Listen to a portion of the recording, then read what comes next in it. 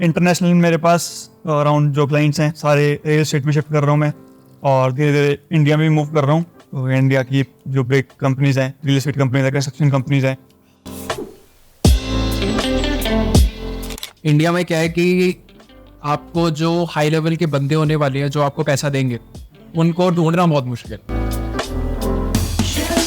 और कई लोग बोलते हैं कि मतलब चलो वो बाद में बात करते हैं, जैसे जो लोग बताते हैं कि यहाँ से क्लाइंट लाओ वहाँ पे दे दो, तो मैं एज अ बिगिनर चार्ज कर लो $2000। मैं इनसे एक बार सिर्फ मीटिंग में जाओगे तो बंदे ने तुम्हें फेसबुक मीटिंग के बारे में कुछ पूछ लिया, तुम्हारी कहानी बैठ जाएगी, तुम मुझसे बताइए हुए नहीं, क्लाइंट कैसे क्लोज हो जाएगा तुम्हारा। हाँ जी अंशुम भाई, कैसे हो? हैंडसम बॉय था आप भाई। सर आपका नाम मैंने पढ़ा, देखो जाके यूके देखना जाके, वो तो छोड़ भाई, उसके बारे में बात मत। तो इंटरेस्टिंग टॉपिक बात है, लोग इंटरेस्टिंग टॉपिक है, अभी एंड तक देख रहे हैं एंड तक भाई। तो अभी हम एक्चुअली क्या करते हैं, लाइट्स बहुत लाइट टॉपिक रखते हैं आप, बट मजा आ रहा है। पर मेजर टॉपिक भाई साहब तो सीधा बता देते हैं एजेंसी के बारे में, और क्या हम एजेंसी के अपने अपडेट वगैरह देंगे, तो उसके बाद बात करेंगे कि भाई साहब हम क्लाइंट एक्विजिशन को कुछ क्या कर रहे हैं। सबसे पहले तो ये शुरू करते हैं कि भाई साहब क्या चल रहा है आजकल। मैं देखो इंटरनेशनल मेरे पास अराउंड जो क्लाइंट्स हैं सारे रियल एस्टेट में शिफ्ट कर रहा हूँ मैं, और धीरे धीरे इंडिया में भी मूव कर रहा हूँ। तो इंडिया की जो बिग कंपनीज हैं, रियल एस्टेट कंपनीज हैं, कंस्ट्रक्शन कंपनीज हैं, इन कंपनी से टाइप कर रहे हैं ऑन सेटअप फीस में भी और परमानेंट डिनर पे भी। बाकी स्केल इसी में करना है। इंडिया में भी काफ़ी स्कोप है, लोग बोलते हैं इंडिया में स्कोप नहीं है। अब ये तू बोल रहा था पहले थोड़े दिनों पहले कि भाई कि इंडिया से बढ़िया एक बाहर लाइन क्लोज कर लो, अब सुनिए कुछ थोड़े दिन छोड़ डाली इंस्टाग्राम पे। तेरे को मैं एक प्रॉब्लम बताता हूँ। इंडिया में क्या है कि आपको जो हाई लेवल के बंदे होने वाले हैं जो आपको पैसा देंगे उनको ढूंढना बहुत मुश्किल। सीरियसली बताओ, तुम उनको भाई सर्च करके देखना होगा, तुम्हारे लिए फिल्टर आउट करना बहुत मुश्किल होगा, क्योंकि इंडिया में एक मेंटालिटी ऐसी है कि आपको कोई भी ये नहीं बताएगा डायरेक्टली कि उसके पास पैसा नहीं। ठीक है, बाहर वाले लोग बता देते हैं कि हाँ हमारे पास इतना बजट सेव है, बाहर में बता देते हैं, वे एक्सपीरियंस मैंने ज़्यादा किया। तो सुन आगे इंडिया वालों का क्या है कि वो ऑफकोर्स बता देंगे कि हाँ हमारा इतना बजट है, बट एक्चुअल में ये नहीं बताएंगे कि उन पैसा वो कितना दे सकते हैं। ठीक है, तो उनका क्या है कि लाइक उनको एक्सपेक्टेड है कि मार्केटिंग एजेंसीज कितना 30-40-50 हज़ार चार्ज करेगी महीने का, या फिर सेटअप में उससे ज़्यादा क्या करेगी। ठीक है, तो इसलिए लाइक मैं इंडिया में पहले कंसिडर कर रहा था नहीं करने का, बट अब मुझे रियलाइज़ हुआ है कि लाइक इंडिया में अगर हमने करना है, लिटरली थोड़े टाइम पहले मैंने एक स्टोरी डाली थी इंस्टाग्राम कि मैं लोगों से पूछ रहा था कि कोई मेरा पार्टनर बनना चाहेगा, क्योंकि मैं इंडिया में कुछ शुरू करना चाहता हूँ एजेंसी रिलेटेड। तो मैंने स्टोरी वगैरह डाली, बहुत सारे लोगों ने रिप्लाई किया। उस मेरे को आइडिया पता है क्या था कि वही हम ऐसे लोगों को टारगेट करें इंडिया में जो एक्चुअल में हाई लेवल बिजनेसेस है। ठीक है, और वो हम करें बाय रनिंग एड्स। वो है ना इंडिया में ना तुम्हारे पास 2 या 3 वेज हैं। अगर तुमको हाई टियर क्लाइंट्स पकड़ने हैं तो तुम कोल्ड कॉलिंग से नहीं पकड़ सकते। पहली बात तो ना कोल्ड कॉलिंग या फिर इंस्टाग्राम डीएम ये तुम बोल जाओ, और कोल्ड ईमेल्स चल सकती हैं, बट वो भी तब जब अच्छी कंपनी है। और जो कोल्ड ईमेल्स तुम अगर करोगे लोकल बिजनेसेस को, तो वो तो देखने वाले खुद देख लो, तुम्हारी दुकान पे बैठे होगे, दुकान पे बंदा फोन लेके बैठता है जो बैठता है गले पे, ना कि यहाँ पे कोल्ड ईमेल्स खोल के बैठा होगा। तो 2-3 ऑप्शन है। अब हमको अगर क्लाइंट पकड़ने हैं 20,000 से लेके 80-90-1 लाख तक भी पकड़ने हैं तो कोल्ड कॉल से हो सकते हैं, मैंने देखा है। बट अगर हमें जाना है 1 लाख से प्लस तो कोल्ड कॉल्स वर्क कर सकते हैं, बट बहुत कम चांस है तुम्हारे कोल्ड कॉल से ऐसा कोई क्लाइंट मिल सकता है। बट स्टार्टिंग में फॉर एक्सपीरियंस तुम्हें कोई पैसा नहीं देगा इतना।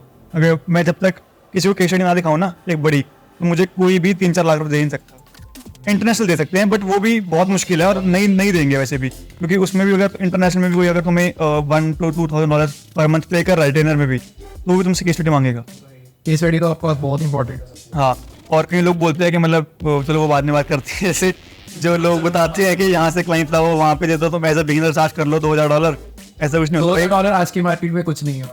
हाँ, बट ऑनेस्टली स्पीकिंग, बट एक चीज है कि तुम ये लोगों के बगल में बैठ गए कि हम नहीं चार्ज कर सकते हैं, ऐसा भी नहीं है। तुम लोगों के वहाँ पे जाके किसी को जाके बोल दोगे ना कि भाई $2,000, तो तुमसे मांगेगा कि $2,000 तुम्हारी वर्थ है नहीं है। अगर तुम्हारी वर्थ है तो वो खुशी पे करेगा, अगर नहीं है तो भाई वो पहले 100 बार सोचेगा। तुम प्रूफ तो करो $2,000 तुम वर्थ करते भी नहीं करते हो। वही बात है ना कि आपको अपना रिसर्च वगैरह को प्रूफ करना होता है। एक्चुअल में क्या है कि like most of the people वो स्टार्ट कर रहे हैं, बिल्कुल स्टार्टिंग से स्टार्ट करते हैं। उनको होता है कि भाई पहली बारी में हम ना कोई ऐसा क्लाइंट क्लोज करना है जो हमें बहुत सारे पैसे देते हैं। ऐसा तो बिल्कुल नहीं होने वाला, तेरे को भी पता है ऑफकोर्स। ठीक है, तो वो क्या है कि आपको सबसे पहले उनको दिखाना होता है, प्रूफ करना होता है कि हाँ हमने इसके लिए पहले वर्क किया था। ठीक है, और जब आप उसको प्रूव कर देते हो एक ऐसी पॉइंट पे पहुंच जाते हो कि लाइक उसको बता देते हो कि हाँ मैंने ये लॉजिकली बहुत बताना होता है आपको हर एक नंबर्स को ब्रेक डाउन करके बेसिकली। जैसे अगर आप फेसबुक एड्स भी आप किसी के लिए रन करो स्पेशली इंडिया में, क्योंकि इंडिया में इतना ज़्यादा सैचुरेटेड नहीं है फेसबुक एड्स। बेसिकली ना $2,000 अगर तुम चार्ज कर रहे हो, तुम्हें दिखाना है कि $2,000 चार्ज करने है, तो तुम 10,000 का रिटर्न दे रहे हो, तो तुमसे कुछ भी मान देगा। वो तो है ही। लाइक अगर तुम आर्बिट्रेटली कोई भी ऐसी नंबर बोलते हो कि लाइक मैं $1,000 चार्ज करूँगा अपनी सर्विस के लिए, मतलब 70,000-80,000 रुपीज़ अगर मैं इंडिया में चार्ज करूँगा, कोई भी ऐसे पे नहीं कर बोला था, पहले प्रूव करना पड़ेगा कि एक्चुअल में कि तुम्हें पे करना है। एग्जैक्टली यही चीज़ है। अब देखो जैसे हमारा, मैं रियल एस्टेट में घुस रहा हूँ, मेरे को, मैं पहले इंटरनेशनल क्लाइंट्स का काम कर चुका हूँ ऑलरेडी, बट रियल एस्टेट में घुस रहा हूँ, नीचे लगे पूरी। अब मेरे पास इंडियन केस स्टडीज हैं, मेरे पास कनाडा में अभी अराउंड 4-5 क्लाइंट्स हैं रियल एस्टेट, जो उसके लिए अब मेरे को स्टार्टिंग में कम में भी काम करना पड़ रहा है, क्योंकि मेरे पास केस स्टडीज हैं इंडिया की मेरे पास अच्छी केस स्टडीज हैं जो कि कंपनीज काफ़ी बड़ी बड़ी लेवल पे हैं, बट मैं दिखा रहा हूँ कनाडा वालों को, वो मुझे बोल देते हैं भाई तू इंडिया में बहुत अच्छा कर रहा है, मानते हैं, respect for that, but Canada में दिखा दो, जानता क्या तो है, हाँ ठीक है, जानता क्या है तो उसके बारे में, उसका दिखा दो मान के। फिर वो अभी 4-5 क्लाइंट्स हैं, कम काम कर रहे हैं, 500, 600, 700, 800, 1000 से ऊपर कोई क्लाइंट नहीं है, तो ऐसे लगा लो 1000 से अभी कम काम करना पड़ रहा है 1000 तक। बट ये 1000 को हम 2000 में आराम से कर सकते हैं। जो बंदे दे रहे हैं पैसे, वो खुद बोल रहे हैं हम डबल कर देंगे, बट 1-2-3 महीने में रिजल्ट दिख जाए तो बट दिखा देंगे हम 3 महीने में, कोई दिक्कत नहीं है हमें। हमारे 3 महीने का कॉन्ट्रैक्ट सबके साथ है मिनिमम, और 3 महीने तो उसे पे करना ही पड़ेगा। तो बस हम 3 महीने में, हमको इतना तो पता है कि उस 3 महीने की कुछ प्रॉपर्टीज को सेल करवा सकते हैं।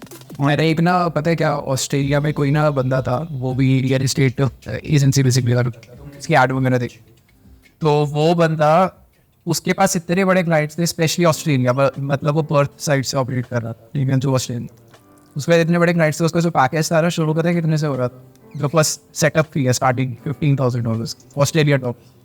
तो जस्ट इमेजिन कि अगर आपके पास लाइक रिजल्ट्स वगैरह हो, केस स्टडीज वगैरह हो, देन आप सोच भी नहीं सकते आप कहाँ तक स्केल कर। अब जैसे इंडिया में भी है, इंडिया में भी ऐसी construction companies, real estate companies, builders की बेसिकली, जो जिन पे मोटा पैसा होता लगाने के लिए, जिनकी सोसाइटी इकट्ठी होती है, जैसे सोसाइटीज बनती हैं इंडिया में, तो क्या होता है उनसे हम चार्ज कर सकते हैं। फॉर एग्जांपल 6 मंथ का कॉन्ट्रैक्ट करते हैं उनसे, 6 मंथ के लिए आपके लिए एक सेटअप फी है जो कि होने वाली है 3 लाख, 4 लाख, 5 लाख, डिपेंड करता है बिल्डर टू बिल्डर। बट ये रियल एस्टेट एजेंट नहीं पे कर सकता इतना पैसा, एजेंट नहीं पे करेगा, ये करने तो बिल्डर पे करेगा तुम्हें। तो हम 6 महीने का चार्ज कर सकते हैं कि हम 6 महीने का आपको वो दे रहे हैं कॉन्ट्रैक्ट, इसके लिए हम चार्ज करेंगे आपसे 4 लाख। अगर आपको पर मंथ पे करना है तो 1 लाख रुपीज पर मंथ, वो 6 लाख का पड़ेगा। तो ऑफकोर्स बंदा चाहेगा 6 महीने के पैकेज के अंदर 2 लाख की उसकी बचत। अब बचत हो रही है, प्लस और तुम्हें जरूरत दिखाने पड़ेंगे उसके लिए भी कि हाँ भाई तुम क्या ला के दे रहे हो। उसमें तुम उसको ब्रांड अवेयरनेस ला के दोगे। बस अगर कोई एक न्यू सोसाइटी बन रही है तो स्टार्टिंग में लीज नहीं आती तुम्हें। पहले अगर चंडीगढ़ में, फॉर एग्जाम्पल चंडीगढ़ में न्यू सोसाइटी बन रही है, काफी प्रीमियम सोसाइटी है, तो उसके लिए पहले अवेयरनेस हम करूंगा, पूरे चंडीगढ़ को पता चले कि वहाँ पे सोसाइटी बन रही है। जब वहाँ पे सोसाइटी बन जाएगी, लोग देखना शुरू कर देंगे कि हाँ पे बन रही है, देन उनको रिटायर करेंगे, बार बार दिखाएंगे और यूट्यूब पे, इंस्टाग्राम पे, हर जगह कनेक्ट कर लेंगे। बस फेसबुक से होता है, तो क्योंकि फेसबुक में इंस्टाग्राम पे लोग ज़्यादा एक्टिव होते हैं। उसके बाद टारगेट कर सकते हैं हम, गूगल पे रैंकिंग कर सकते हैं, यूट्यूब एड दिखा सकते हैं, वो अलग चीज़। और बाकी सर्च करते हैं ना जो 2 BHK 3 BHK फ्लैट्स हैं ये, तो वो उस पर रैंकिंग लाने होती है। एक बता था ना यहाँ पे मोहाली में शायद हैरीज व्लॉग नाम, हाँ हैरी दत्तार, तो भाई मस्त यहाँ पे स्क्रीनशॉट अटैच करता हूँ यहाँ पे। वो लिटरली उससे मतलब अब ना वो बंदा वीडियो नहीं बनाता, स्टार्टिंग बंदा वीडियो बनाता था, अब उसके पास 10 लड़कियां हैं जो 10 लड़कियां वीडियो बना रही हैं सारी। हाँ और वो खुद बहुत टैलेंट आ रखा है अभी। मैं इसको दूसरे थ्रू जानता हूँ पर्सनली, तो टैलेंट आ रखा है बंदा, और उसके यहाँ पे सारा ऑटोमेटिक पे कुछ नहीं करना पड़ रहा उसे। उसने पहले मेहनत कर दी ना कंटेंट बनाने में, तो हाँ उसके फॉलोअर्स अराउंड 7-8 लाख हैं, और सारी इंडिया की, सारी बोल रहा हूँ क्या, चंडीगढ़ की, ट्राई सिटी की ऑडियंस सारी। तो क्यों इसकी प्रॉपर्टी बिकेगी भाई?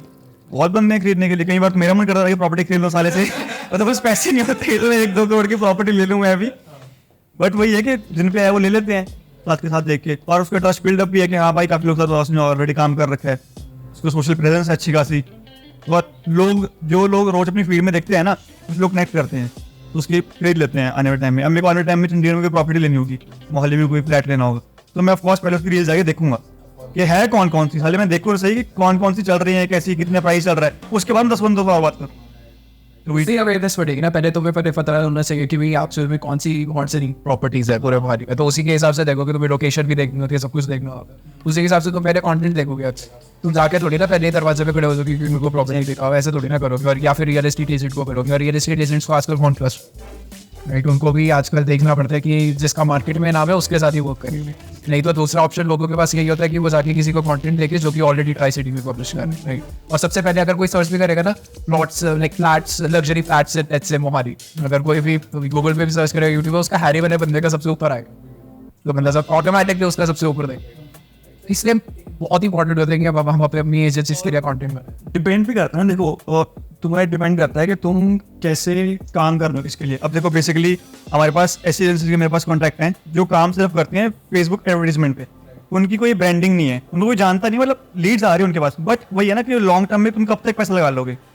तुम्हारे पास एक अवेयरनेस होना चाहिए, मतलब तुम्हारे पास एक ऑडियंस होनी चाहिए, तुम्हें रेगुलर देख लीजिए, वो कम हो धीरे धीरे बढ़ती रहेगी। तो सोशल मीडिया मैनेजमेंट भी काफ़ी होता है, मैंने चीज़ देखी है। पहले सिर्फ लोग उस पर आते हैं एड्स पे काफ़ी, अब मेरे को पता चलता है कि मैनेजमेंट भी जरूरी है। और दूसरा क्या है कि लोग ट्रस्ट बिल्डअप करते हैं सिर्फ एड से नहीं, वो देखते हैं कि तुम्हारी भाई कंटेंट कैसा है उसका। क्योंकि मैंने देखा जब मेरे साथ कर रहा था ना, अभी कनाडा में जो न्यू निश में गया हूँ मैं रियल एस्टेट में, तो वहाँ पे देख रहा हूँ मैं टोटल सिर्फ टोरंटो में 90,000 रियल्टर्स प्लस हैं, सिर्फ 90,000 प्लस हैं सिर्फ टोरंटो। हाँ, बाकी जगह अलग है जो काम कर रहे हैं। और उसमें से कितने परसेंट हो गए जो पैसा कमा रहे हैं, जो मेन पैसा कमा रहे हैं, मेन होंगे 15% जो मेन पैसा कमा रहे हैं। बाकी सारे जो न्यूबीज हैं ये हैं वो फालतू के, इनका कुछ नहीं चल रहा है। जो मेन अच्छा लगा, मैं 2-3 बंदे, मेरे को शायद नाम नहीं आ रहा है, मैं स्क्रीनशॉट अटैच कर दूंगा यहाँ पे, नहीं तो उनका सोशल मीडिया अकाउंट इतना अच्छा है ना, उन्होंने सबने अपने टारगेट बना रखी है। क्योंकि कनाडा में आधे बंदे पंजाबी हैं, सब उन्होंने अपनी निश बना ली कि हम सिर्फ अगर घर बेचेंगे तो पंजाबियों को बेचेंगे, उनकी निश बन चुकी है। अब जो भी पंजाबी ने घर लेना है भाई, वो उसको ट्रस्ट फैक्टर है, वो क्यों किसी अंग्रेज से जाके घर लेगा जब उसको पता है कि भाई इसकी अच्छी ऑडियंस सब कुछ, उसके पास जाते हैं लोग खरीद रहे हैं, मिलियंस को उसका रेवेन्यू है, अगले 2 साल तो ऐसे वो तो है रियल एस्टेट इंडस्ट्री में आपके पास जो है ना राइवलिटी, उस पर ज़्यादा लोग ट्रस्ट करते हैं। और जैसे फॉर एग्जांपल क्या हो रहा है कि जैसे अगर मैं अपना बताऊं तो मैं अभी के टाइम पर एक ऐसी कंपनी रन कर रहा हूँ, एजेंसी रन कर रहा हूँ जो कि स्पेसिफिकली आईटी जो कंपनीज होती है ना, जो आईटी कंपनीज में, तो मैं उसमें बता रहा था कि हम आईटी कंपनीज को जैसे कि उनको प्रोजेक्ट लाने में हेल्प करते हैं। तो उनको जो प्रोजेक्ट लाने के लिए हेल्प करते हैं, बेसिकली उनको क्लाइंट एक्विजिशन में बहुत मुश्किल होता है आईटी कंपनीज का बेसिकली, क्योंकि ये कंपनीज होती है जो कि प्रोजेक्ट्स डील कर रही होती है 1-2 लाख डॉलर से ऊपर के प्रोजेक्ट, ठीक है। तो इनको जो क्लाइंट एक्विजिशन होता है बहुत मुश्किल होता है। पहले देख ली लोगों ने बहुत डाउट है, लोग तेरे कमेंट सेक्शन में भी और कई बार मेरे पास भी पूछते हैं कि अगर से सैस में काम कर रहा है या कि क्या कर रहा है, तो एक बार बुक क्लियर कर दे पहले। चलो मैं बताता हूँ, मैं एजेंसी रन कर रहा हूँ अभी जिसका नाम ट्रैकल है, ठीक है, जाके सर्च कर सकते हो trackle.studio, ठीक है। उसमें हम आईटी कंपनीज को बेसिकली हेल्प करते हैं उनकी basically project acquisition sort out करने के लिए, तो उनको हम प्रोजेक्ट्स वगैरह डिलीवर करते हैं। और इसका स्पेसिफिकली काम वही है कि जो तो रियल एस्टेट वगैरह, तो हमने अभी के टाइम पर बहुत ज़्यादा कंटेंट पब्लिश करना शुरू कर दिया ट्रैकल के बारे में। लाइक अभी रिसेंटली, लाइक कल की बात है, मैं एक वीडियो शूट कर रहा था, 35 पेज की वो गूगल डॉक्यूमेंट है, मैं उसमें पूरी वीडियो शूट कर रहा था कि लिटरली आप कैसे अपने प्रोजेक्ट्स वगैरह क्लोज कर सकते हो। मैंने पिछले 1 महीने में 2 बेसर बनाए हैं। बड़े लोग सब अब सब क्या हो रहा है यार, बीएसएल ज़्यादा काम करते हैं, वो तो है ही। आजकल इनको बोलते हैं सेल्स एसेट्स, ठीक है। तो इनको बेसिकली आपका फनल सिस्टम क्या होना चाहिए, मैं आपको एक स्पेसिफिक फनल सिस्टम बताता हूँ जिससे आप क्लाइंट्स क्लोज कर सकते हो। आज के टाइम पर आपकी simple cold outreach, DMs, cold emails, cold calls नहीं वर्क करते। सीरियसली मैं बता रहा हूँ, एक पे क्लाइंट लिया, वो तो है ही। छोटे मोटे तो ऐसी बात है कि 20-30-50 आते वो आ रही, वो तो है ही। आप देखो, अगर तुमने कोल्ड ईमेल्स के थ्रू भी क्लोज करना है, मैं आपको एग्जैक्ट फॉर्मूला बताता हूँ आपने कैसे क्लोज करना है। कोल्ड ईमेल आप भेज रहे हो, कोई बात नहीं, आप कोल्ड ईमेल्स में एक स्पेसिफिक इन्फॉर्मेशन शेयर करो जिसमें आप बता रहे हो लोगों को कि वो कैसे बेनिफिट कर सकते हैं। आप डायरेक्टली ये नहीं बता रहे कि मेरी ये सर्विस है। वही ना, बंदे आते ना क्या करते हैं, तो लोग ऐसे होते हैं कि डायरेक्ट ईमेल निकाली, उनको पिच कर दिया। भाई ना तुम उनको पहले कभी देख, ना उन्होंने तुम्हारी कभी ईमेल देखी, उनको तुम्हारा डोमेन का नाम भी नहीं पता, नर्सर नहीं करा, वेन्यू बिल नहीं भेजी, तुम डायरेक्ट पिच कर देते हैं। भाई तुम्हारे से दिन के ना 10 ईमेल्स पढ़ के ब्लॉक कर देते हो, उसको फॉर्म में जाती है रोज की ऐसी, जब तुम भेज रहे हो, तुम पे क्यों करेगा भाई वो। और लोग बोलते हैं कि हम उसे कम रेट में दे रहे हैं, उसके पास पैसे की कमी नहीं है, उसको बंदा रहेगा चाहिए, इसको बंदा एक ऐसा चाहिए जो उसके लिए सही में रिजल्ट चाहिए, हाँ, ट्रस्ट कर सके इस पे वो। तो यही है कि आप देखो तुम्हारे एक कैसे हो रही है, कोल्ड ईमेल्स कर रहे हो तुम, सबसे पहले तो तुम्हें एक specific piece of content share करना है। उनको बोल सकते हो कि जैसे कि लाइक मैंने आपके लिए एक डॉक्यूमेंट प्रिपेयर किया स्पेसिफिकली आपके लिए, और उनको बिल्कुल स्पेसिफिक टारगेटिंग रखनी है। आपकी जो लिस्ट है वो भी बहुत इंपॉर्टेंट होनी चाहिए। अब लेट्स से अगर तुम आईटी कंपनीज को टारगेट कर रहे हो जो कि प्रोजेक्ट्स डील करती है एंटरप्राइज लेवल वाले, सिर्फ ऑयल एंड गैस कंपनीज के साथ, तो आप स्पेसिफिकली बताओगे उनको कि 10 to 15 प्रोजेक्ट इंक्वायरीज आपको ऑयल एंड गैस कंपनी से कैसे मिलेगी जो स्पेशली सिर्फ यूएस से है या फिर कनाडा से। उसमें आपने उसको बोल सकते हो कि I have prepared like a training for you according to which like you can close you can get like 10 to 15 project enquiries, inbound project enquiries every single month. What targeting what हमारे क्या होता है कि ये लोग दे देते हैं, काफ़ी ऐसी एजेंसीज हैं इंडिया में, मैंने बहुत देख रहे। अब लोग बताते हैं ना जब कि काफ़ी ऐसी हैं जो 1000 बंदों को डेटा दे देती हैं कि इन पे कॉल करो, उन्हें घर लेना है। अब एक बंदा घर बेच रहा है मोहाली में, लीड के पास कश्मीर की ठीक है, उसने कश्मीर में घर लेना है, मान लो फॉर एग्जाम्पल लेके जाता हूँ, ठीक है, तो उनकी लीड देखिए नॉर्मल, और वो सबसे बेकार रेट होती है, वो बेच चले जाते हैं और लोग खरीद लेते हैं 10-15 हज़ार में, ठीक है। वो काम बिल्कुल बेकार है, क्योंकि क्या ले रही वो बताते हैं हमारा स्कैम आ गया, वो कोई करता फोन पे उठा रहा, और उसमें से 1000 बंदों डेटा है, 1000 में से 500 ऑलरेडी खरीद चुकी हैं। तो क्योंकि वो सेम डाटा उसने 10 बंदों और दिया हुआ है, उन्होंने भी पिच करा हुआ उसे, तो वो डिवाइस के 2-3 टाइप कराते हैं, लीड्स, क्वालिफाइड लीड्स, फिर प्री क्वालिफाइड लीड्स। हम करते हैं कि डील करते हैं प्री क्वालिफाइड लीड्स, इसमें हम अपना जो CRM वगैरह लगा सकते हैं, काफ़ी उन्हें नर्सर कर सकते हैं कि हाँ कोल्ड कॉल्स भी आ रही हैं उनके पास, ऑटोमेटेड व्हाट्सएप मैसेज भी आ रही है, टेक्स्ट मैसेज भी आ रहे हैं, और पता लगता है कि क्लाइंट को बेटर करना है। अब ना लोग हमसे मांगते हैं कैनेडा वाले, बेसिकली मीडिया वाले तरह सोचते, कैनेडा वाले बोलते हैं कि हमें ऐसा बंदा चाहिए बिल्कुल जिसके पास जरूरी है कि हमें सिर्फ उसको वही प्रॉपर्टी में इंटरेस्टेड हो, उसके पास बजट हो उतना कि फॉर एग्जाम्पल $1 मिलियन का उसके पास बजट हो, प्रॉपर्टी हम उसको 10 दिखा देंगे, उसके पास बजट होना चाहिए इतना, तो हमें वो बंदा लगा तो उनके पास बजट है। चाहे प्रॉपर्टी तुम जहाँ से टारगेट कर लो उसे, टोरंटो में तुम उसे 10 प्रॉपर्टीज दिखाओ, 10 में से किसी एक में इंटरेस्ट आया, उसको बजट पता करवा लो तुम कैसे भी करके, ठीक है। तो हम टारगेटिंग कैसे करते हैं, टारगेटिंग भी होती है और हम फॉर्म्स में भी कर लेते हैं, हमारा बजट कितना रखा है ताकि हम तुम्हें बेस्ट रिकमेंडेशन दे सकें अपनी साइड से। और गोल्ड काफी काम के आती है, जब उसने क्वेरी बताती है कि मेरा बजट इतना है, गोल्ड काफी काम के आती है, उसे तुम दिखाओगे उतने में कि भाई हाँ भाई बिक जाएगा, तो थोड़ा बहुत ऊपर दिखा दो कि शायद कवर लगा के समझ लो, ये चीज़ काम करती है। तो जैसे आपने बोला कि अभी गैस ऑयल वगैरह वाली, तो वैसे इसमें भी प्री क्वालिफाई करना पड़ता है, तो हमें मतलब दिखाना पड़ेगा कि हाँ वो बंदा जेन्युइनली तो बिल्कुल बहुत स्पेसिफिक बंदे के साथ तुम्हें एड्रेस करना है। तुम रियल एस्टेट में बात कर रहे हो, उसको वही चीज़ बताओ जो उसको इंटरेस्ट में है, राइट। अगर तुम उसको बता रहे हो उसने परचेज करनी है प्रॉपर्टी लाइक लेट्स से कितने इंडिया की, लेट्स से अभी हम बात करते हैं, अभी चीज़ परचेज करनी है एक नाम की प्रॉपर्टी, तुम दिखा रहे हो उसे 10-12 बनने की, वो क्यों परचेज करेगा भाई, तुमसे क्यों सुनेगा वो बात, पहली बात। तो इसलिए इट इज़ वेरी इंपॉर्टेंट कि तुम्हारी टारगेटिंग बहुत अच्छी होनी चाहिए। अब लाइक मैं जैसे बता रहा था कि कोल्ड ईमेल्स वगैरह होती हैं, तुम्हें कोल्ड ईमेल्स में तुमने उसको स्पेसिफिक पीस ऑफ कंटेंट भेजा, जब उसने वो कंटेंट देखा, अब उसको साथ में अटैच कर दो बहुत सारी यूट्यूब की वीडियोस जिसमें आपने बहुत सारा कंटेंट शेयर किया हुआ है, अपना अलग अलग चीज़ें शेयर की हुई है। बेसिकली आप हर एक यूट्यूब वीडियो का जो पर्पस होना चाहिए ना, वो होना चाहिए कि आप उसका हर एक ऑब्जेक्शन सॉल्व, राइट। उसका एंड पर्पस हर एक यूट्यूब वीडियो को यही होना चाहिए। आप जब उसका पर्पस सॉल्व कर देते हो, उसका ऑब्जेक्शन सॉल्व कर देते हो, वो मतलब ऑटोमेटिकली आपको रीच हो आपके साथ ऑटोमेटिकली, आपने अगर उसको लिंक दिया होगा तो आपके साथ वो मतलब ज्वाइन करेगा, आपके साथ कॉल बुक करेगा, आपकी कम्युनिटी में ज्वाइन करेगा। जब उसने ये कर लिया, आप कॉल पे जाओगे, आप देखोगे मेरा तो 60 to 70% क्लोज रेट आ रहा है, तब तो भाई अलग ही चीज़ है वो। तो मैंने भी देखा था, एक बंदे को हमने था टाटा बेसल नाइट भेजा था, और वो बेसल डायरेक्टली उसी के लिए था, पहले जो बता रहा था मैं, जो उसके बाद रोल्स रॉयस वाला है उसको भेजा था, मतलब इतना हाई पेइंग नहीं है वो, बट अभी स्टार्टिंग में 3 महीने का ट्रैक है हमारा, उसको बाद में उसने बोलते हैं कि अभी करूँगा रिजल्ट मिलते हैं। उस बंदे पर हम स्पेसिफिक उसके लिए वीडियो बनाई थी, उसे भेजी, वो बंदा इंटरेस्टेड क्यों ना हो, जब स्पेशली उस लिए आया, वो बंदा देखता है कि हाँ बंदे जैन मेहनत करी है और दिखा भी रहे थे, वो जेन्युइन बात है। दूसरी जगह हम गलत भी थे, बट उसने उसका ध्यान में उसने बोला तो ठीक है, क्योंकि अभी हमने उससे ज़्यादा हम भी कनाडा में जाके एक्सप्लोर ही कर रहे हैं बहुत ज़्यादा, कोई चीज़ें हमें पता नहीं है, इंडिया में हमने काम करा है, तो काफ़ी छोटी चीज़ें होते हैं जो वहाँ पर डिमांड रहती है, वहाँ पे होता है प्री कंस्ट्रक्शंस कॉन्डोर्स वगैरह, काफ़ी इसमें डील्स भी करना पड़ता है, तो ये चीज़ हमें न्यू बस हो रही हैं, वो सीख रहे हैं हम भी।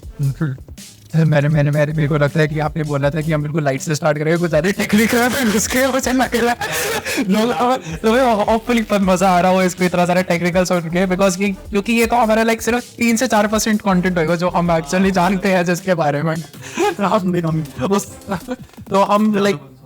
तो हम इतना ज़्यादा कंटेंट शेयर कर सकते हैं लिटरली इस चीज़ में, हर चीज़ के बारे में। बट अभी हम थोड़ा सा और नीचे आपसे बोल सकता हूँ नॉन स्टॉप सही बात। तो अब हमने थोड़ा पीछे जाते हैं, अभी हम देखते हैं कि लाइक जब हमने शुरू किया था, ठीक है, तो बहुत सारी SMMA की लोगों को पता होगा कि इतनी सारी निशेस वगैरह, राइट। तो तेरे हिसाब से आज के टाइम पर सबसे बेस्ट SMMA की निशेस कौन सी है इंडिया में और बाहर भी US में? भाई देख, मैं इस भी काम करूँगा, पहले उसका नाम पे ऊपर वो तो गया रियल इस्टेट, ठीक है, और फॉरेन में तो सॉरी पहले इंडिया में जिसके लिए लीड जनरेशन का सर्विस प्रोवाइड ब्यूटी सलून, ठीक है, और डेंटिस्ट हो गए, और जिम से उससे मीडिया मैनेजमेंट हो गया। बस ये इसमें हम मेन मोड हम डील करते हैं, बाकी सामने से यहाँ आ जाए उसके तो हर जगह दरवाजे खुले ही। अब लेट्स से अगर किसी ने डील्स बेचनी है अपनी 3-4-5 लाख की, और जिसका खुद का जो कस्टमर होता है आप इसका स्टोर तो मतलब लाखों करोड़ों में, तो ऐसी कौन सी इंडस्ट्री हो सकती है? जैसे रियल एस्टेट तो वही, अब जैसे IT कंपनी IT हो, और कंस्ट्रक्शन कंपनी हो गई, और इसके अलावा B2B कंपनीज होती है जैसे बाकी मैन्युफैक्चरिंग कंपनी हो। मतलब इसमें तुम्हें बड़े स्केल पे जाना पड़ेगा। अब कोई जो तुम नॉर्मल जिम की मेंबरशिप कर लोगे, डेंटिस्ट कर लोगे, वो नहीं इतना क्या करेंगे। हाँ, एक और चीज़ मैंने काफ़ी ध्यान से अभी इसमें देखा कि ना मैं इस चीज़ में घुस रहा हूँ। मैं दुबई का कोई बंदा खुद फ्रांसिस्को आया था किसी के थ्रू, तो उसमें क्या है कि उनको ऐसे क्लाइंट चाहिए बिकॉज एक दुबई में स्पेसिफिक सर्विस है जो कि महंगी है डेंटिस्ट के लिए, वहाँ पे लोग अफोर्ड करना, मतलब फॉर एग्जाम्पल वहाँ पे सर्विस पड़ रहा है 4 लाख रुपए की, इंडिया में आके वो ऑपरेशन करवाएगा बंदा डेंटिस्ट से तो वो पड़ रहा है 1.5 लाख रुपए का, और इंडिया में 1.5 लाख रुपए भी उसको ज़्यादा कर रहा है, वैसे 1 लाख रुपये भी हो जाता है, तो 1.5 लाख में मान गया क्योंकि उसको वहाँ पे 4 लाख देने पड़ेंगे, उसने में तो वो वापिस आना भी कर देगा, ठीक है। तो वो निश मैंने देखी है, तो वो बंदा बोल रहा है कि तुम हमारे लिए इंडिया से बैठे बैठे दुबई की लीड लेके आओ, और वो बंदे आ रहे हैं वहाँ से दुबई। हाँ, बहुत अच्छे।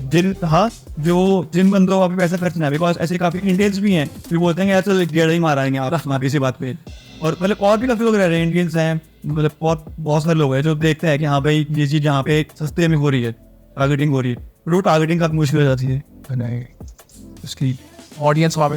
हाँ, ऑडियंस वाले, तो ये चीज़ काफ़ी बढ़िया लगी मुझे। मतलब मैं इसमें भी पूरा घुसा भी नहीं, मुझे नॉलेज भी नहीं है, मैं इतना शेयर नहीं कर सकता, बट हाँ ये चीज़ है, काम कर रही है चीज। अब सर्विस देखो 2 लाख रुपये की सर्विस हो रही है, इंडिया भी काफ़ी सर्विस होती है 2 लाख रुपये की होती है, बाहर कुछ भी नहीं चाहिए।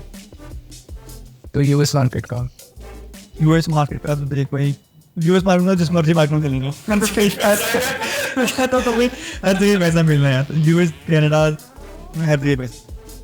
बात तो मैं आजकल रिकमेंड करता हूँ कि तुम सास इंडस्ट्री में जाओ, बहुत पैसा। B2B सास मुश्किल होते हैं क्लाइंट मिलने, बट वो जो पैसा देते हैं ना मोटा, क्योंकि उनका होता है रिकरिंग चार्ज, वो करते हैं MRR के बेसिस पर। तुम दिखाओगे क्या उन्हें, वही स्टार्टिंग में 6 साल कर रहे हैं उसको, तो ये नहीं बोल सकता कि सैस इंडस्ट्री है। वही बात बता रहा हूँ। देखो अगर तुम स्टार्ट कर रहे हो ना, बिल्कुल तुम ट्राई करो कि फ्री में काम करो, या फिर लोकल बिजनेसेस के साथ शुरू करो, पर अपनी इंडस्ट्री में ट्राई करो शुरू करें। अब लेट्स से अगर तुम्हारा टारगेट है कि तुमने वो करना है कि ऐसी कंपनीज के साथ जो जिनके पास 50 से 100 एम्प्लॉइज के करीब, उनके साथ स्टार्टिंग में वर्क ना करो, राइट। शुरू करो ऐसे जो कि बिल्कुल स्टार्ट हो या नए हैं, लेट्स से 5 से 10 एम्प्लॉइज है या 1 से 5 एम्प्लॉइज है, ऐसे उनके साथ शुरू करो वर्क करना। उनको बोलो कि मैं इतना सर्विस चार्ज है, बहुत कम चार्ज करो, लाइक $1000 करो, $500 करो, कुछ भी करो, ठीक है। बट आपको मेन पर्पस स्टार्टिंग होना चाहिए कि आपके पास एक लेजिट केस स्टडी है, राइट। आप उस केस स्टडी को यूज कर सकते हो, बाकी बाद में दिखाने को लोगों को कि हाँ मैंने इसके लिए ये रिजल्ट्स जनरेट किए थे, आप उसको अच्छे से फॉर्मेट कर सकते हो, और बाकी वो अपने आप ट्रस्ट करेंगे क्योंकि वो इनकी इंडस्ट्री के ही है।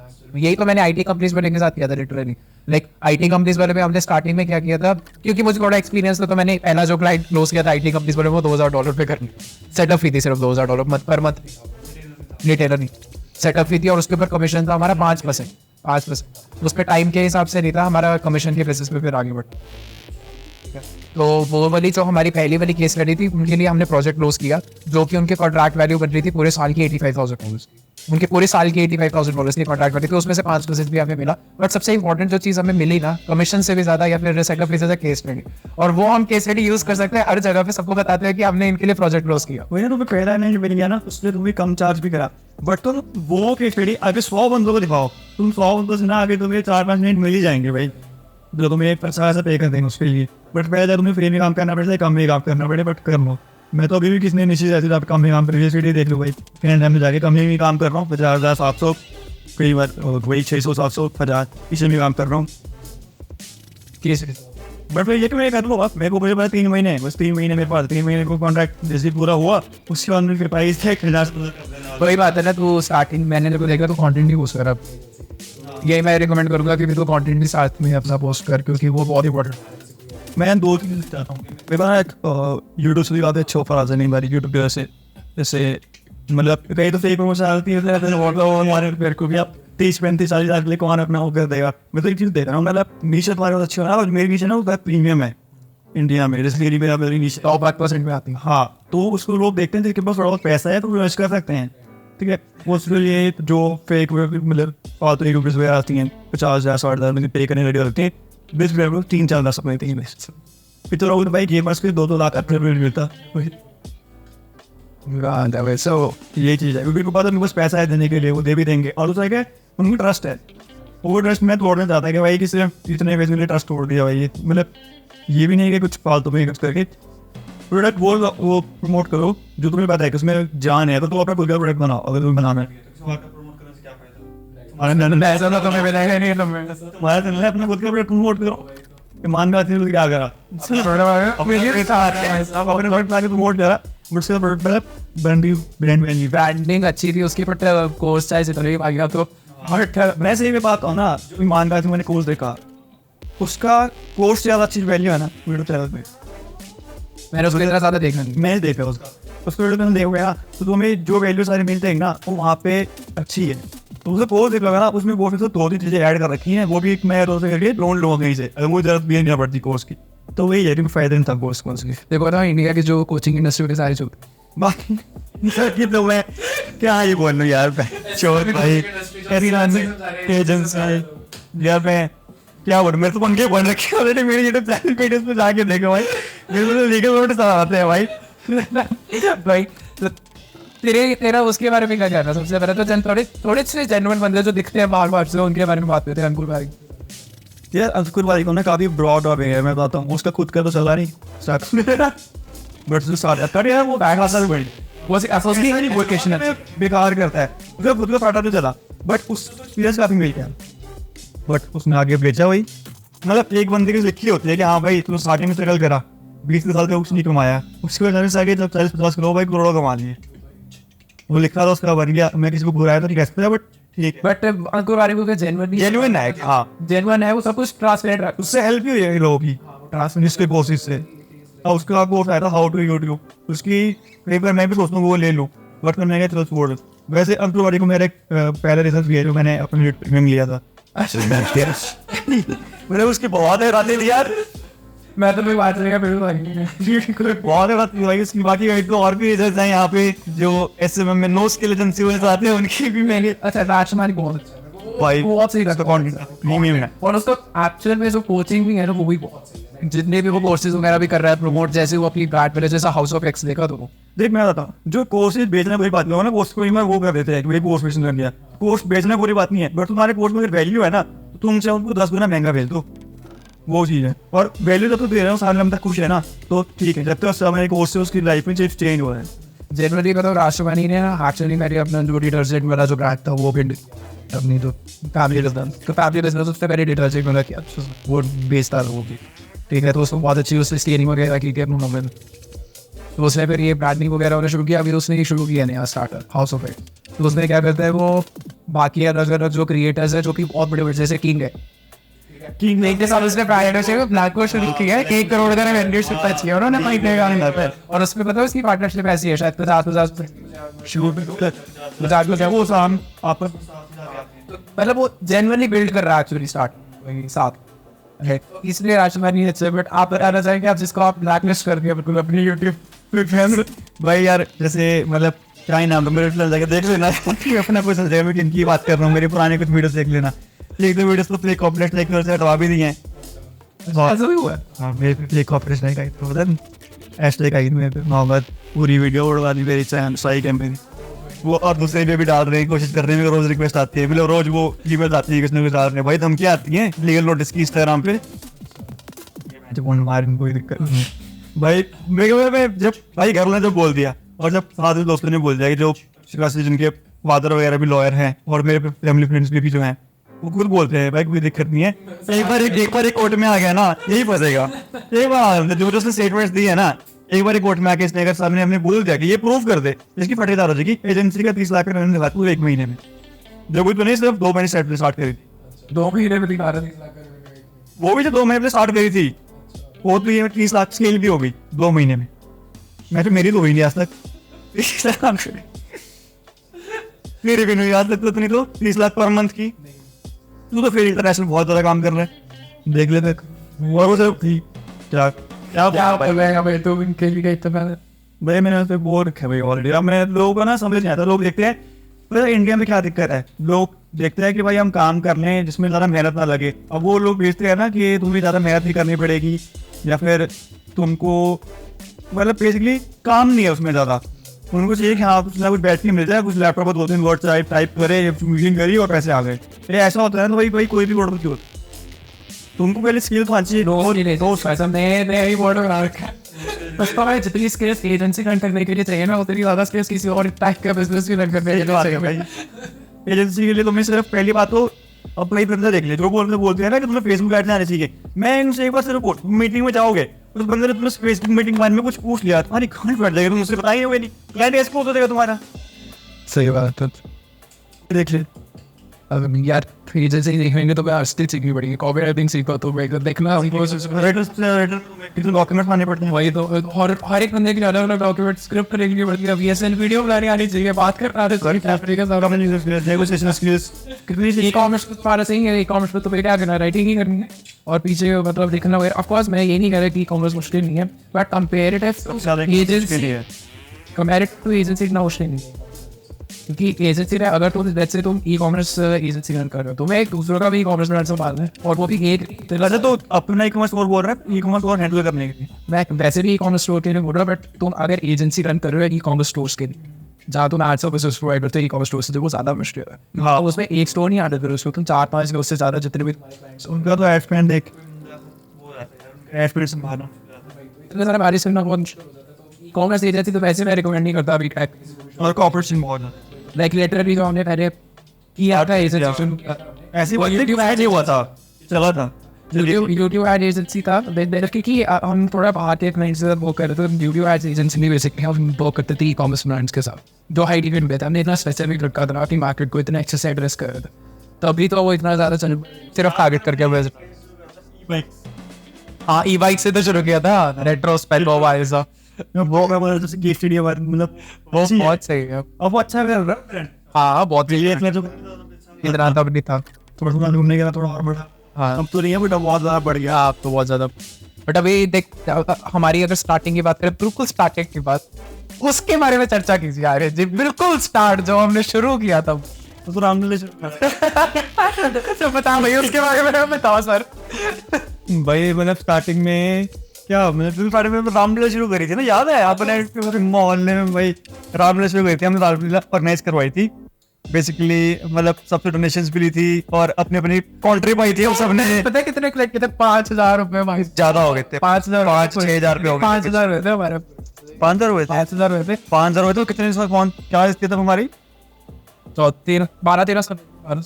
हाँ 12 साल। उस टाइम सारी क्या था भाई, उस टाइम वो हमारे लिए लग रहा था भाई ये तो कुछ ज्यादा ही बड़ी अमाउंट आ गई घर में। 5,000 हमारे हाथ हमने तो मिलते 10-10 रुपए।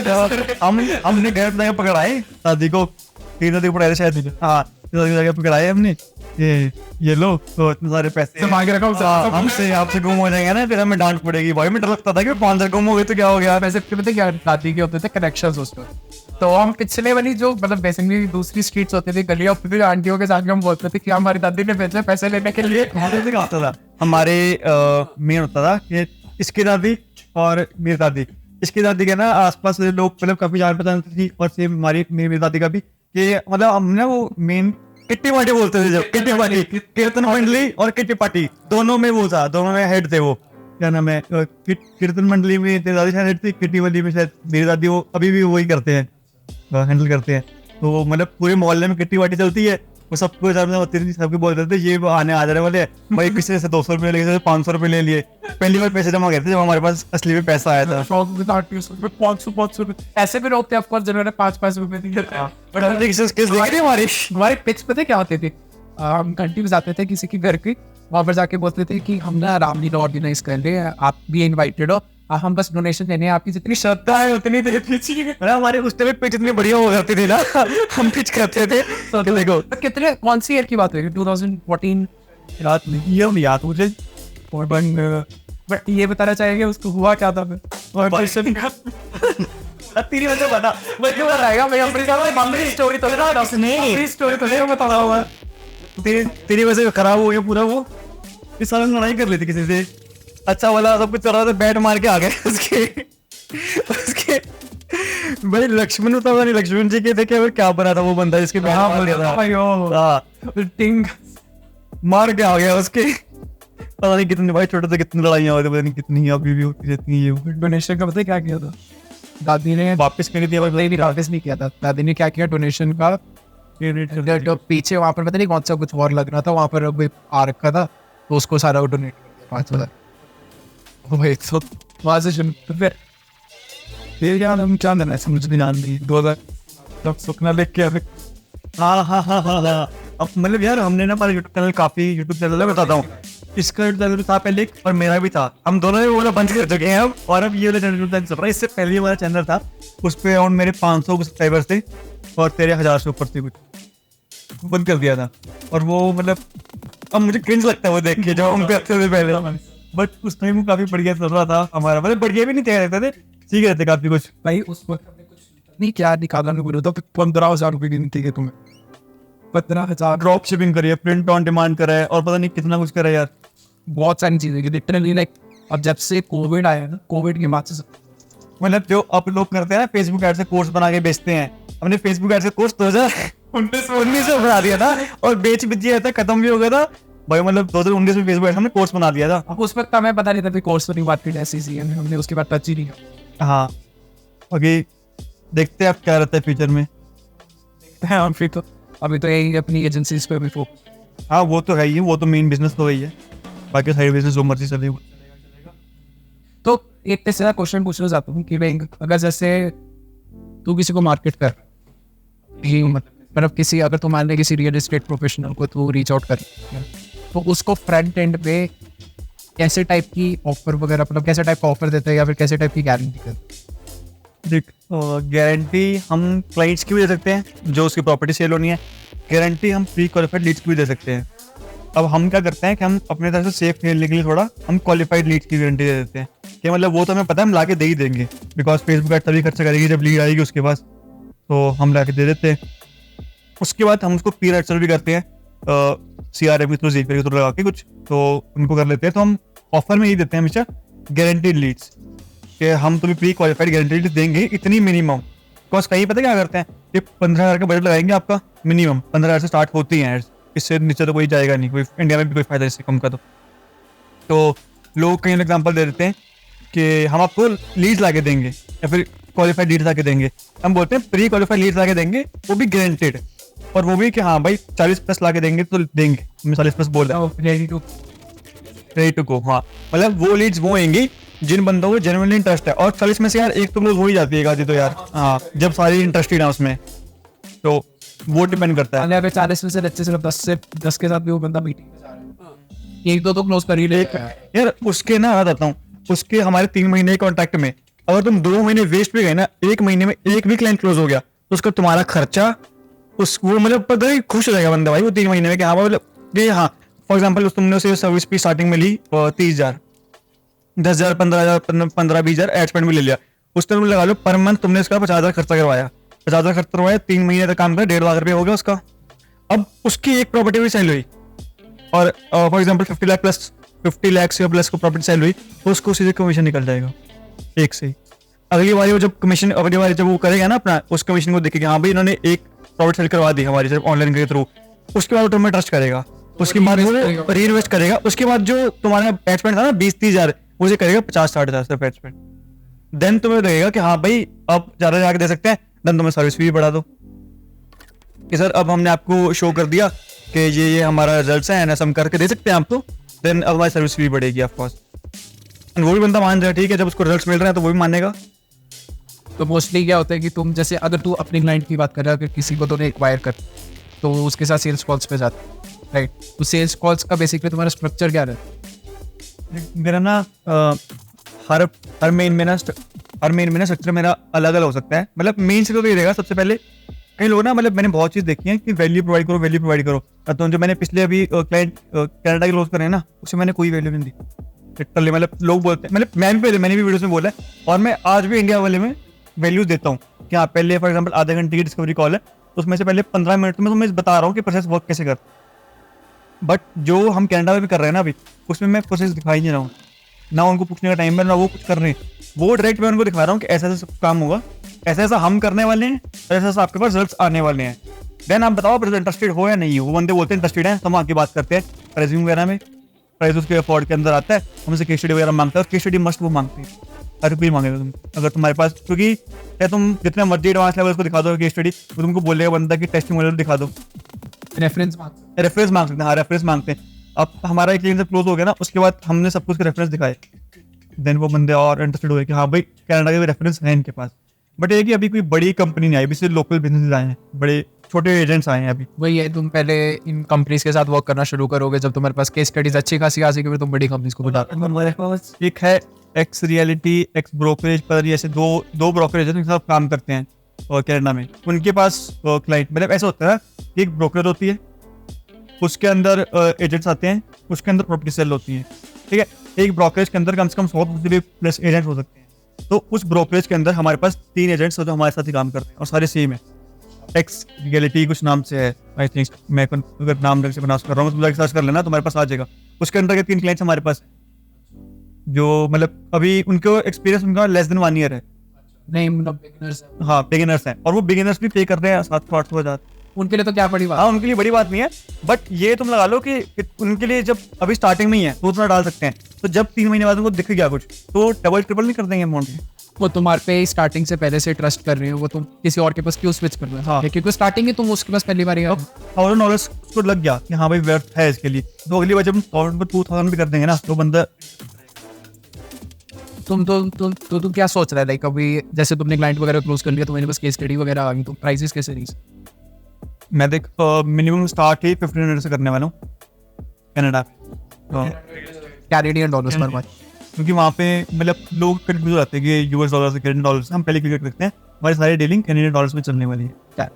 हाँ, तो $1500 मिनिमम प्राइस स्टार्टिंग होगी। ये सेटअप है या फिर पर मंथ? हम रिटेलर रिचार्ज करेंगे। इंडिया में हम सेटअप की तरफ सोच रहा हूँ मैं, बिल्डर के साथ काम करने के लिए, बिकॉज अभी हमारे पास कोई बिल्डर नहीं है कनाडा में एटलीस्ट। तो अगर हमको इंडिया में बिल्डर का काम जो हमने कर रहे हैं, फिर आगे जो एक्सपेंड करेंगे उसमें हम काम करेंगे। वही मैं बताया था अभी, ये 6 महीने वाला प्रोजेक्ट हो गया, 4 लाख हमारी सेटअप की होगी। उसके बाद जो आपका एक्सपेंड होगा वो आपका अलग होने वाला है, उसमें बस उनका वही होगा। प्लस उसके बाद जो डील्स आएंगी क्लोज होने के बाद, मतलब उसके बाद लीड्स आएंगी, उस पर कमीशन नहीं है। जब वो लीड क्लोज हो जाएंगी, फॉर एग्जाम्पल 1 करोड़ की प्रॉपर्टी सेल हुई, उस पर 1-2% जो भी कमीशन होगा वो हमारा हो। तो वहाँ पे मोटा निकलता है कि देखो 4 लाख रुपए में तुमने कितना कमाया, पर मंथ कितना बन गया, अगर 6 महीने लगे तो 1 लाख से भी कम हो गया, ठीक है। और तुम्हें सैलरी वगैरह भी पे करनी है, चलो तुम थोड़ा बहुत निकाल भी देंगे फ्रीलांसर से, फिर जो अपने एम्प्लॉयज हैं।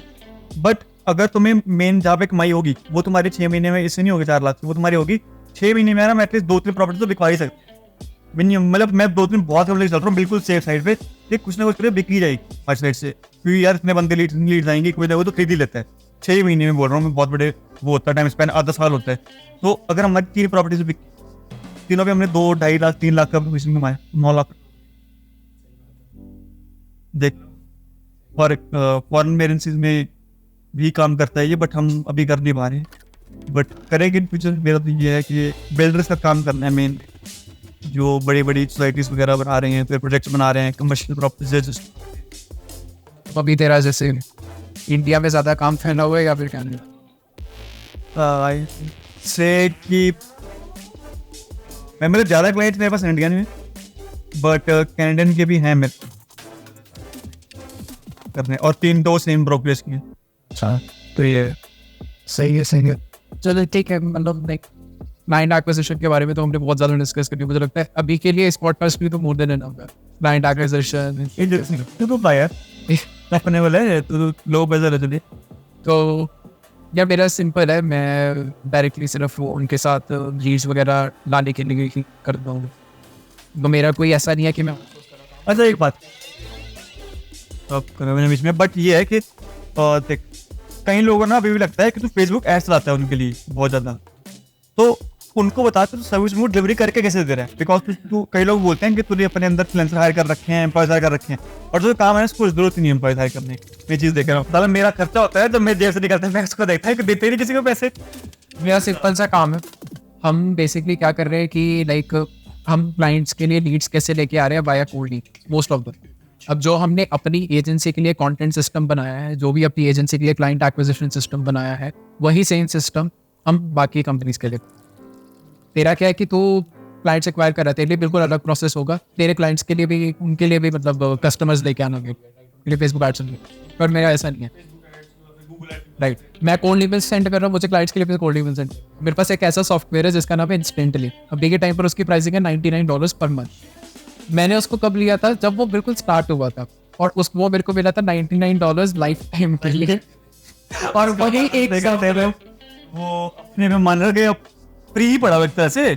हाँ, मैं एक ही सॉफ्टवेयर यूज करके इतने सारे क्लाइंट्स को हैंडल कर रहा हूँ, और एक ही सॉफ्टवेयर से उनके सबके लिए ईमेल्स वगैरह। मुझे ये बता, डेटा कहाँ से निकालते हो?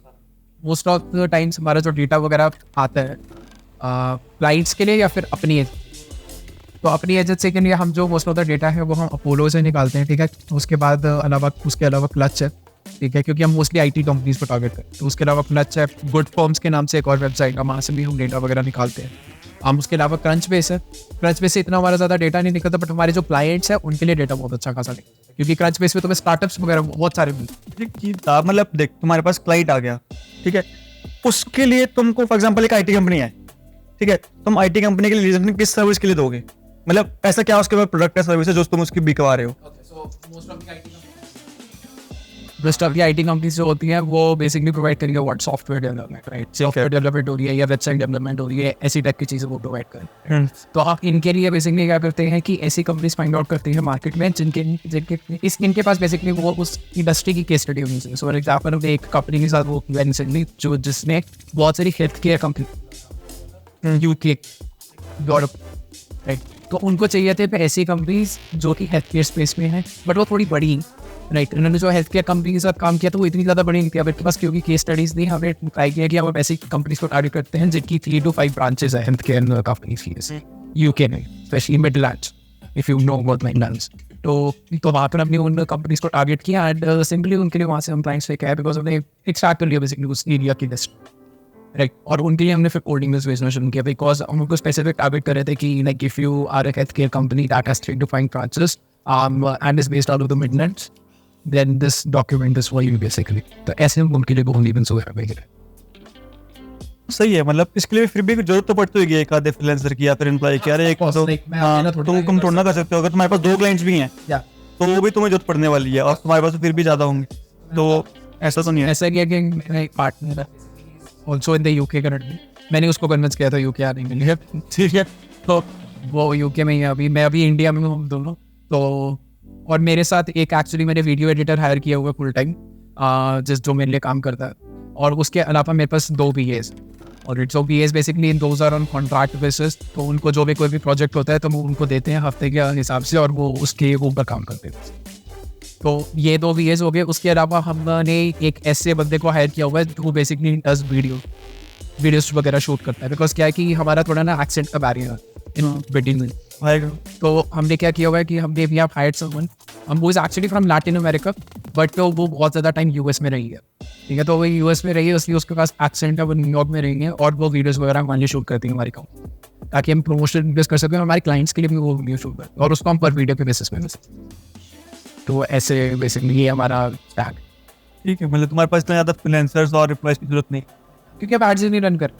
अभी हमने ऑफ कोर्स सोचा है कि हम अपने क्लाइंट्स के लिए भी एड्स रन करें, क्योंकि कब तक हम कोल्ड ईमेल्स करते रहेंगे, क्योंकि कोल्ड ईमेल्स में एक लिमिट होती है कि तुम एक स्पेसिफिक हो, तुम्हारे पास अगर मान लो 10,000 लोगों की लिस्ट है टोटल, उनको कितनी बार तो रीच आउट कर दोगे, राइट, तो वो थोड़ा लिमिटिंग हो जाता है। इसलिए अगर हमने स्केल करना है वो हमारे लिए ऑप्शन यही है कि हम एड्स वगैरह रन, और उसके लिए हमारा क्या होने वाला है कि हमें एम्प्लॉइज वगैरह को और हायर करना पड़ेगा ऑफकोर्स, क्योंकि एड्स रन करना कोई ईजी टास्क, राइट। और एड्स की बात भी काफ़ी चीज़ें वैसी होती है, क्रिएटिव्स बनाने हैं, कॉपी राइटिंग करनी है। मैं वही देख रहा हूँ, मैं क्या हमारे पास बंदे ऐसे हैं जो कॉपी राइटिंग के लिए अलग है, फेसबुक एड्स के लिए अलग है, यूट्यूब गूगल एड्स के लिए अलग है बंदा है, और क्रिएटिव्स के लिए अलग है, मतलब हर चीज़ के लिए बंदा हेड करना पड़ता है। वीडियो एडिटर अलग है, और सोशल मीडिया मैनेजर कर रहा है वो अलग है, प्रोजेक्ट मैनेजर अलग है, मतलब इतने सारी जॉब वो निकालते ना, इतना। अभी मैं रिसेंटली अभी टेलीग्राम ग्रुप पे अपने डाला था कि हायरिंग का, तो एक और भी 2 दिन पहले हायरिंग, जो न्यू कनाडा क्लाइंट्स आए हैं उनका अकाउंट सिर्फ हैंडल करना है बेसिकली, मतलब पोस्ट वगैरह हम दे देंगे एडिट करके हमारी टीम, तो उसे पोस्ट करना है, बिकॉज हमारे पास ना वो टाइम हर वक्त की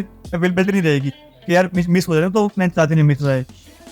तो हमने क्या करा, उसके अलग से बंदा उठा लिया जो 3 क्लाइंट्स के अकाउंट संभालेगा, टाइम पोस्ट करेगा, और कई बार शेड्यूलिंग नहीं भी होती उसमें, और पूरी डालनी है हर कितने टाइम पे, इस टाइप की स्टोरी डाल देनी चाहिए। मतलब हर चीज़ के लिए हमें आउटसोर्स करना पड़ता है, क्लाइंट को सर्विस देने के लिए हमें उसके लिए बंदा लाना पड़ता है, और तुम खुद संभाल सकते। कोल्ड डिवाइस में इतना ज़्यादा मतलब होता नहीं है, बट प्रॉब्लम क्या है कि अब जैसे मैंने तुम्हें बताया कि सोफिस्टिकेशन इंक्रीज हो रही है मार्केट में, सैचुरेशन बहुत ज़्यादा होगी, क्योंकि हर एक बंदा बेसिकली जो एजेंसी प्रोवाइड करे या फिर कोई भी कंपनी रन कर रही है वो सेम ऑफर भी इतने सारे सेम। तो how do you differentiate by creating? That is the only way you can do that. Alright, तुम्हारे ऑफर से तुम डिफरेंशिएट नहीं करते, बिकॉज ऑफर तो भाई हर एक बंदा गारंटी दे रहा है। हाँ, इस टाइम पे तो आजकल दी है वही तो, लाइक इसलिए तुम्हारा ये है कि तुम उनको मैसेजिंग बहुत ऑन पॉइंट होनी चाहिए, तुम्हारा कंटेंट बहुत ज़्यादा अच्छा होना चाहिए, दैट इज। और एक चीज मैंने बहुत देखी है, मैंने पहले भी बोला था कि बंदे हार्ड पिच कर देते हैं डायरेक्ट, तुम्हें हार्ड पिच नहीं करनी है। वो टाइम चला गया जब तुम्हारी कोल्ड ईमेल देख के बंदा तुम्हें हायर कर देगा। वो तुम 2018 से लेके 20-21 तक भी करते हैं तो मैं मान सकता था, पर 2023 चल रहा है तो मैं पहले उनको सॉफ्ट इन्फ्लुएंस करना पड़ेगा। हर चीज़ सॉफ्ट इन्फ्लुएंस से चलती है इस टाइम पे, तुमको सॉफ्ट इन्फ्लुएंसिंग करनी पड़ेगी, चाहे वो क्लाइंट्स के लिए हो चाहे जो मर्जी चीज़ के लिए। उस टाइम पे अगर तुम्हें कोई चीज़ बेचनी है, सर्विस बेचनी है, तो ये चीज़ हमेशा मैटर करेगी। तो तुम हमेशा पहले उन्हें नर्चर करो, जाके थोड़ा कुछ वैल्यू प्रोवाइड करो, अपनी लॉन्ग वीडियोस VSLs वगैरह कुछ भी बना के भेजो एटलीस्ट, कि उनके तुम्हारे पास शक्ल और ईमेल तो याद हो जाए कि हाँ बंदा इसकी हमारे 4-5 ईमेल्स आ चुकी हैं, इसे मैंने देखा है। उसके बाद तुम उसे पिच करोगे ना, वो बंदा तुम्हारे से फेमिलियर होगा। एक और मैं चीज़ बताना चाहता हूँ, लाइक मैंने रिसेंटली क्या किया, एक बार मैंने देखा यूट्यूब पे किसी का वीडियो देखा, he is a guy basically what it does is कि वो कोचिंग प्रोग्राम रन कर रहा है ऑलराइट, एंड वो हेल्प करता है लोगों को इंस्टाग्राम फनल्स, ठीक है, तो इंस्टाग्राम फनल्स के लिए हेल्प करता है। और वो बेसिकली उसने क्या किया भाई, यूट्यूब पे बहुत सारी वीडियोस डाली हुई हैं, और हर वीडियो ना एक्चुअली पॉइंट करिए एक ही चीज़, इंस्टाग्राम पे उसको एक मैसेज भेजनी, ठीक है, इंस्टाग्राम पे मैसेज भेजने के लिए। और वो हर वीडियो में अपने प्रोग्राम के बारे में बता रहा था at the end of the video, starting में नहीं बताता बिल्कुल, बिकॉज ऑफ कोर्स मैंने प्रोवाइड कर, बीच में ऑफ कोर्स वो बताते रहते हैं कि लाइक मैंने इसके लिए हेल्प किया था, कि स्टडी वगैरह देता रहता है, ऐसे हिंट्स वगैरह देता है, हैंड पे जाके सबको बोलता है कि just message me this on Instagram पे उसको अपने लोग मैसेज करते हैं। इंस्टाग्राम पे वो डालता है इतने सारे लाइक पोस्ट वगैरह, मतलब वो डालता है कि like if you want to scale your agency to this and this, and if you want your coaching business to hit like $100,000 maybe in the next 6 months, just DM me the word go, simple ऐसा। क्योंकि लोगों ने पहले से उसका content देखा हुआ है, इंस्टाग्राम पे वो स्टोरीज भी डाल रहा है, राइट। अब वो उसके पास लोग खुद आ रहे हैं, और उसने क्या किया हुआ एक और, इनफैक्ट एक और चीज, उसने यूट्यूब पे अपना प्राइस भी रिवील किया हो, विच इज 8,000 यूट्यूब पे कर रखा है, उसमें प्रीव्यू किया हो, राइट। तो फिर भी लोग आ रहे हैं, फिर भी लोग आ रहे हैं। और उसका क्या है कि उसने रिसेंटली एड्स वगैरह भी रन करना शुरू किया, $8,000 वन टाइम में। तो उसने रिसेंटली एड्स वगैरह भी शुरू किया, मेटा भी रन करना, जैसे कि फेसबुक, इंस्टाग्राम पे स्टोरी एड्स, ठीक है। तो वो डायरेक्ट कर रहा है लोगों को इंस्टाग्राम फनल पे। इंस्टाग्राम के बायो में उसने लिख दिया हुआ अपनी यूट्यूब वीडियो का, जो मेन यूट्यूब वीडियो है जो 1 घंटे की है, जिसमें वो सब कुछ टीच कर लोगों को। लोग यूट्यूब वीडियो देखते हैं, वापस उसके इंस्टाग्राम पे आते हैं, वही स्टोरीज वगैरह देखते हैं। उसने रिवील किया लिटरली अपनी यूट्यूब पे कि उसने स्पेंड किया $5,100 एंड मेड बैक 140, लिटरली उस पर एड्स रन कर। This is like insane, just on इतना हो गया ये टाइम ग्रोथ। ये तो एक कैलकुलेटर में भी दिक्कत आ रही है करने में, जितना भी वो ये कैलकुलेशन में दिक्कत आ रही है, इतना ज़्यादा ये है। 25-30 समथिंग हो गया सब। तो यार बस वही है कि तुम्हारा काम अच्छा होना चाहिए, वो मेन चीज़ ये काम करती है। तुम्हें मैटर कि काम तुम्हारा अच्छा होना चाहिए, नहीं तो तुम्हें जहाँ मर्जी निश में चले लो, जो मर्जी काम कर लो, फायदा नहीं। उसके बाद अब बात आती है लाइक, मेरे को ये बता तेरा प्लान क्या है, तो क्या करना चाहता है अपने यूट्यूब इंस्टाग्राम पे, क्या कर रहा है भाई, इतना टाइम बोल रहा है तो कुछ करूँगा मैं। आओ टाइम मिलना चाहिए ना, टाइम भी तो मिलना चाहिए। मेरे को ये कि टाइम मैनेजमेंट सबसे दिक्कत है मेरी इस टाइम पे। देखा कि भाई मतलब क्लाइंट्स के साथ मीटिंग होगी, या फिर अपना किसी का ऑनबोर्डिंग कॉल है, या फिर मतलब किसी के लिए मतलब कोई ना कोई हफ्ते में कॉल होनी है, जिनको कुछ ना कुछ दिखाना, अपडेट्स देनी है, सारी चीज़। मतलब काफ़ी टाइम जाता है क्लाइंट्स को हैंडल करने में, चाहे तुम्हारी जितनी बड़ी टीम हो, जो मर्जी हो, तुमको टाइम देना पड़ेगा अपना। पूरा ऑटोमेट नहीं कर सकते तुम कभी भी एजेंसी को, तुम्हें अपना टाइम निकालना पड़ेगा उसमें। दूसरा क्या है कि यूट्यूब का भी है, तो इसलिए मेरे को टाइम निकालने में थोड़ी दिक्कत हो जाती है। यूट्यूब पे कंटेंट क्यों डाल रहे हो? देख, सबसे पहले बात ना, ये काफ़ी लोग बोलते हैं कि एजेंसी चल रही है, यूट्यूब पे कंटेंट भी डाल रहे हो। अब देख, इसका सबसे पहले बात तो भी डाल रहा है, ठीक है, मैं बताता हूँ। मैंने लास्ट वीडियो अपनी दिसंबर लास्ट ईयर डाली थी, उसके बाद मैं बताता हूँ, देख मेन ना इससे तुम्हारे पास एक पर्सनल ब्रांड आता है सबसे पहली चीज, क्योंकि इस टाइम पे ना जो एजेंसी की वर्थ है, मैं अगर बताता हूँ, अगर मेरी एजेंसी कल को 10 लाख 20 लाख पर मंथ पे भी पहुंच गई ना, पर मंथ जो मैं कमा रहा हूँ एज एन प्रॉफिट पे भी, तो भी उसके बाद अगर मेरे यूट्यूब चैनल पे 1 मिलियन सब्सक्राइबर्स हैं, तो मैं एजेंसी बेच भी दूंगा ना, तो मेरे पास इतना पैसा नहीं आएगा जो मेरे पास एक वीडियो में कोलैबोरेशन में कमा सकता हूँ मैं यूट्यूब। इतना पैसा है मेरे पास। 3,000 सब्सक्राइबर्स है, अभी 3,000 भी पूरे नहीं हुए हैं, 100 में भी पड़े हैं, और मेरे पास 20 ऑफर्स आते हैं। अर्न अकेडमी का मेरे पास भी ऑफर आया था।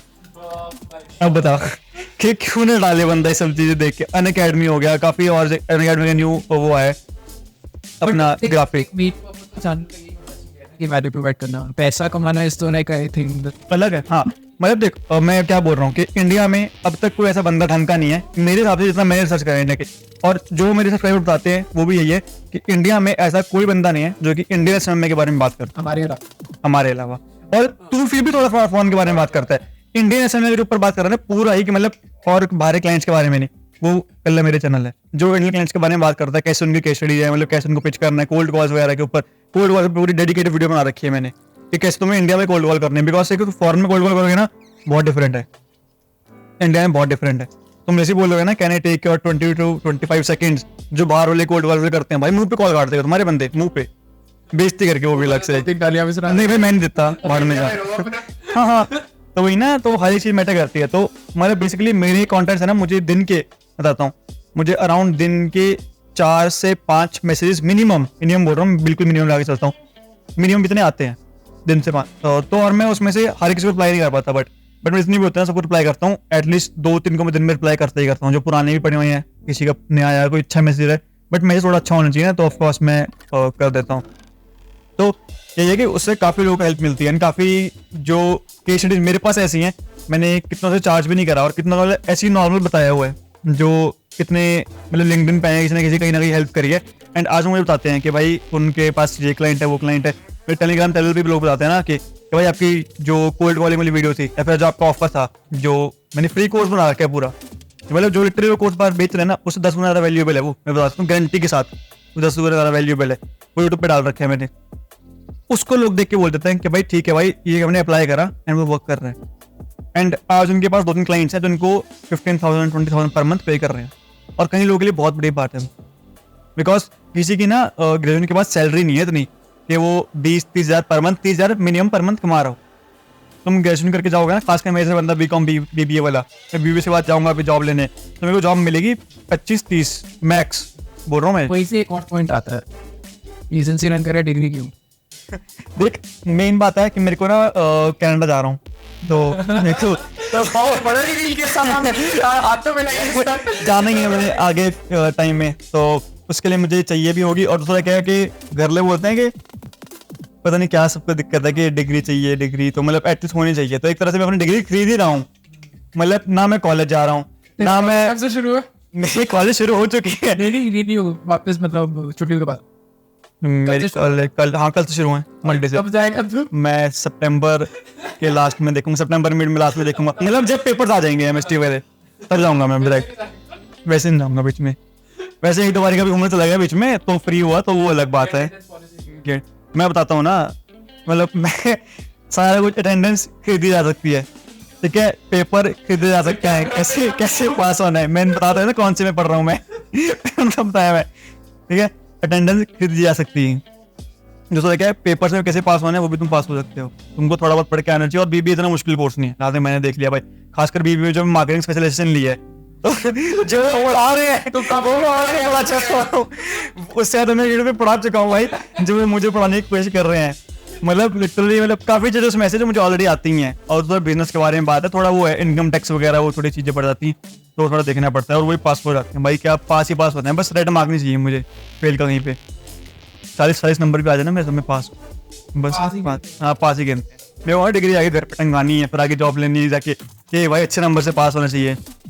दूसरे क्या घर ले ये बोलते हैं कि एटलीस्ट ग्रेजुएशन तो तभी तो लड़की मिलेगी कोई नहीं तो क्या बोलेंगे 12वीं पास लड़का है हमारा, चाहे जितना मर्जी पैसा जो मर्जी हो, इतना मर्जी उन्हें फ्यूचर में कमा लिया, 12वीं पास करके थोड़ा बोलना है।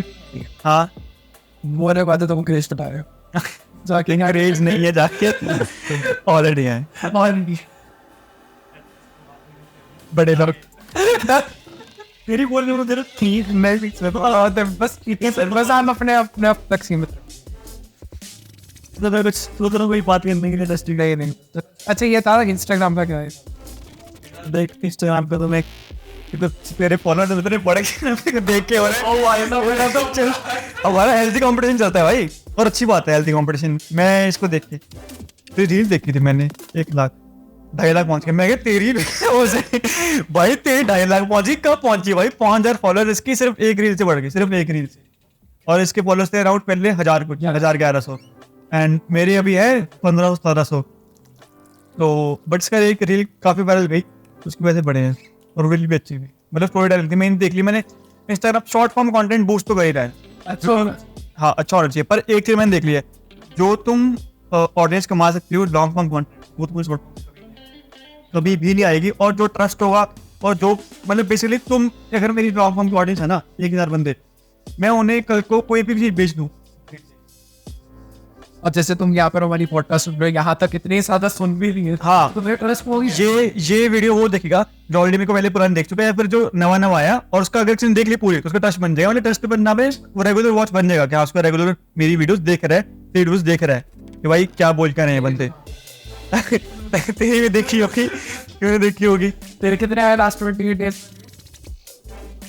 अराउंड 30-40 हजार देखो बड़े लोग मेरे पास 8,000 में मशहूर थे 3-4 महीने पहले 3-4 ने दिसंबर में डाल दिया लास्ट 6 भी नहीं हुए उससे ज्यादा 8 महीने हो गए भाई तू देख रहा यार YouTube पे कंटेंट मेरे से पब्लिश नहीं किया था सही बात है मैं बताता हूँ तू इंस्टाग्राम पे रील्स पे ज्यादा फोकस कर रहा है भाई कंटाली रील्स पे फोकस कर रहा हूँ मैं लास्ट मैंने 5 तारीख जुलाई को डाली थी आज कौन सी डेट हो गई है भाई महीना बीत गया पूरा मैंने अगली नहीं डाली अभी तक पसंद तो लॉन्ग फॉर्म कंटेंट मुझे शॉर्ट फॉर्म कंटेंट ना बनता ही नहीं मैंने बहुत बार ट्राई भी करा मैंने चैलेंज भी करा था तो चैलेंज को मैंने बार भी उतरा चैलेंज में तार मतलब रील्स पे पर चैलेंज मैंने बार डाल दिया यूट्यूब वीडियो पे बड़ा डालते क्योंकि भाई पेपर मतलब मजा नहीं आता था मैंने तो कुछ रिकॉर्ड करा मैं लाइव जाके मीटिंग करके आया हमसे फिजिकल मीटिंग करी कोड कॉस्ट करी मैं कहीं दिखाई नहीं पाता मैं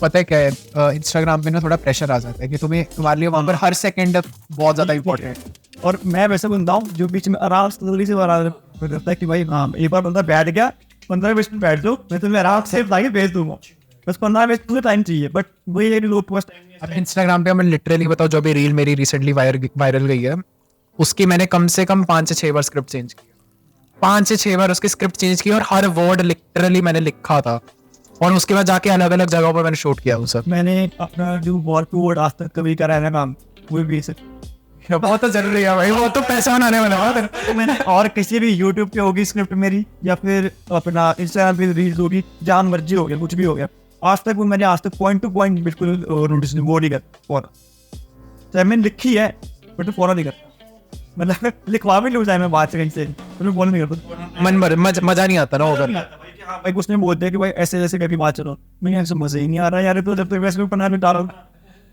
ये कोई क्वार्टर राइटर में वो पता नहीं नॉलेज वो चैट जीपीटी से अपने में आएगी कुछ ना कुछ दे देगा बट तो मेरा पर टच है वो कहाँ से आएगा तो मैं चाहता हूँ कि मेरे को पॉइंट्स मिल जाए क्या ये पॉइंट्स बीच में डालने हैं तो वो पॉइंट्स डाल दूँगा इसमें और जो मेन मेजर पॉइंट्स हैं उसमें मजा आता है वही बात करने में कि हाँ भाई बंदे को पता चलता है कि इसको पता है चीज़ के बारे में तो इस 50 सेकंड में चाहिए बता दूँ इंस्टाग्राम पे ना मतलब ऑडियंस तुम्हारी जल्दी बढ़ सकती यूट्यूब से डेफिनेटली जल्दी बढ़ सकती बट इतनी ज़्यादा फॉर श्योर वैल्यूएबल नहीं होने वाली हाँ मतलब ठीक है वो बंदे तुमको ना सिर्फ रेज में देख के आए तुम्हें याद रखना उन्होंने तुम्हें बहुत देखा नहीं है अब हमेशा मैटर रहती है अब देखो एक बंदा हिमान राज्य को देख लो जैसे सबसे पहले उसका जो यूट्यूब पे एक तरह से इम्पैक्ट है ना वो किसी रेगुलर का नहीं है चलो इतना मर्जी उसने ऑनलाइन बिजनेस में बात करी है जितना मर्जी ज़्यादा ही तुम्हारा होगा ना तो भी उतना इम्पैक्ट नहीं है जितना मर्जी एंड्रॉइड पर देख लेता हूँ इतना वायरल टॉपिक है वो पूरा वायरल हुआ शॉर्ट फॉर्म से और वो भी देखो कि उस पर लोग टेस्ट कर रहे हैं बट आज भी जिसका ऑनलाइन बिजनेस में ज़्यादा वैल्यू है वो ईमान का चला मुझे पर्सनली कि जो कुछ वैल्यू प्रोवाइड है जो रिस्पेक्टेड ज्यादा है। और मतलब उसने अपनी जर्नी पूरी शो करी है। और एज 12-15 से लेके आज 23-24 जितना भी है वो दिखा रहा है। हर एक कैंडिडेट की बहुत कम क्लिप्स होएगी सबसे छोटे दिखाई होंगी।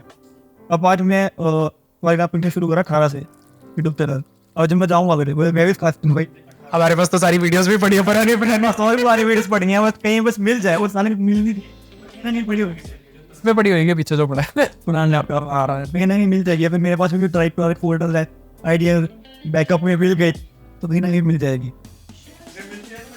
भाई बहुत मजा आएगा ना जब सोच हम जब देख भाई अभी हम कितने के हैं, तो 19 के, मैं अभी 20 का हूँ। सोच अभी हम सिर्फ 19-20 साल के हैं। सोच अगर हम जाते 30 साल की उम्र में पहुंचते, जब हम तब हम दिखाएंगे ना 14-15 साल या 16-17 साल के, जैसे हमारी 14-15 साल में याद है कमेंट्री वीडियो याद है मेरी बहन की बर्थडे पार्टी, और ही वीडियो भी पड़ी है अभी हमारे पास, वो भी दिखा सकते हैं। तो भाई बहुत लंबी चल, छोटे से कब से जाता हूँ सर भैया छोटे से जानते हो तो सर हाथ है तुम्हें तो करता भाई। सबसे पहले वहाँ पे पता हमारा काम था ना, सबसे पहले वहाँ पे सबसे पहले घर में से पुराने घर में से हमारा से घर था। उसके बाद 2-3 लोग आए थे, तू आया था, वो शायद कार्तिक आया था, 2-3 लोग आ रहे थे। तो हमारा बेसिकली ग्रुप है माफिया अपनी रिएक्शन माप रहे हैं। उसके बाद जब न्यू लोग आए वो लगे भाई ऐसा होता था कि जैसे हम खेलते थे ना रोड पे, हाँ हम तो खेलते थे, दूर से भाई लोकेलिटी से बच्चे आ रहे होते थे खेलने हमारे साथ। यार मेरे को वापस सोचे थे खेलनी है, डॉज बॉल हो गया, पिट्ठू हो गया, हमारे क्या और बहुत स्टेपू हो गया, पत्थर मारे क्या स्टेपू बोल 10-20 हो गया, 10-20 ब्लैक कैट पकड़ाई आइस वाटर लेट बहुत मजा आता था यार। पबजी भी कौन कहता है, मैं तो नहीं कहता। मेरे को खेल रहे 20-25 दिन होंगे, कभी खेल लेता है बंदा। जब नई आई थी ना पबजी, मैंने स्टार्टिंग में तब खेली थी भाई साहब, पीयर प्रेशर में। बाकी दोस्तों बोल रहे थे भाई तू खेल, मैंने खेली 2 दिन खेली, फिर डिलीट करके उसका खेली नहीं मैंने। कभी ठीक लगता है यार, कभी बंदा मूड फ्रेश करने के लिए क्या करें।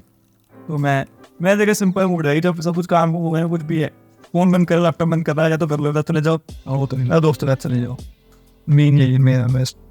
और सबसे बेस्ट लगता है दोस्तों अभी चेस खेल लो।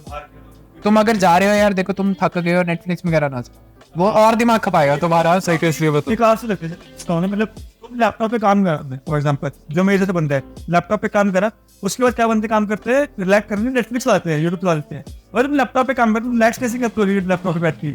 उल्टा और ज्यादा तुम ब्रेन को बोल रहे हो कि भाई इस चीज पे फोकस कर, क्योंकि मूवी में तो और ज्यादा अटेंशन चाहिए होती है काम करने के लिए। उसके बाद तुम काम नहीं कर पाओ, तुम्हारा बार बार दिमाग वहाँ जाएगा। मैंने चीज देखी भाई, मेरा एक रूल है कि जब भी मेरा प्रोजेक्ट चल रहा है ना, उससे मैंने न्यूज सीरीज शुरू नहीं करनी, क्योंकि मैं न्यूज सीरीज को शुरू कर दी ना, मेरा वही नहीं सकता, मैं प्रोजेक्ट छोड़ दूंगा अपना, तो उसके लिए करूँगा पहले।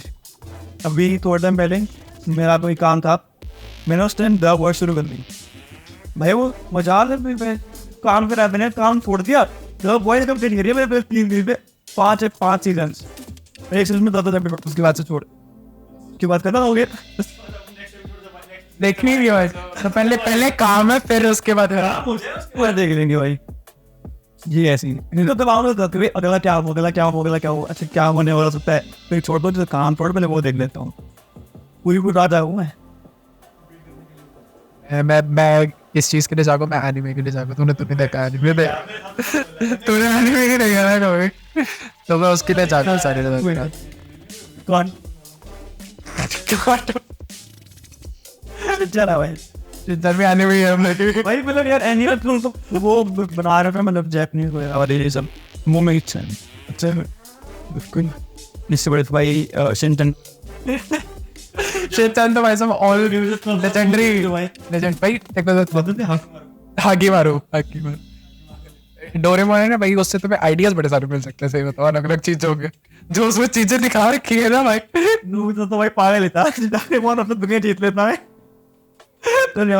और 2060 हुआ था कि तेरे पास टाइम मशीन होती तो तुम क्या कर भाई, मेरे पास डोरेमोन तो 2 दिन मेरे पास ना था दुनिया में, कम से 1.5 साल बाद वो शिजुका के पीछे पड़ा हुआ अभी तक। पीछे पड़ा हुआ है, मुझे जानने वाली तरफ से मैं तो सुन नहीं रहा था अब तक, गोलियां मार मार ये चल रही भाई। ये क्या टॉपिक, सॉरी बटी कर आ गया बिल्कुल। कहाँ से कहाँ पे निकल रही है, शिजुका पे पहुंच तो वैसे मेन टॉपिक बात कर जिसके अपने वीडियो बना रहे हैं, जिसको को डॉक्यूमेंट बता दे उससे कुछ नहीं होने। Next topic, next fit. सुन अब देख, तू यूके कब आ रहा है? यार मैं यूके घूम नहीं आऊँगा। मैं अभी भाई देख, सीधी सी बात मैं अपना बताऊँ, मैं यूके गया हूँ, मैं पढ़ने गया हूँ, सिर्फ मैं पहले क्लैरिफाई कर देता सबको। तो बताइए तो लोगों को बाहर आ रहा है, जहाँ पे जा रहा है भाई इंडिया छोड़ के नहीं जा रहा मैं। पता है क्या, पिछले 9 महीने मैं गया था सितंबर में लास्ट ईयर 2022 में। मैं सबसे पहले आया वापस दिसंबर में, 1 महीना लगा के गया। अभी ठीक है, फिर से दूसरी बार अभी जून में आ गया। मैं जून से लेकर सितंबर तक मैं यही हूँ, 3 महीने लिटरली मैं यहाँ पर हूँ। फिर लोग बोलते हैं तू इंडिया नहीं है लिटर। अभी मैंने जो रील भी डाली उसमें मैंने बताया था कि मैं लंदन मतलब स्टडीज के लिए गया। लोग बोलते तूने इंडिया क्यों छोड़ा ये सब। मैं क्या भाई तुम्हारे के लिए गया वापस आ जाएगा मैं भाई 2 साल के अंदर वापस हूँ यार।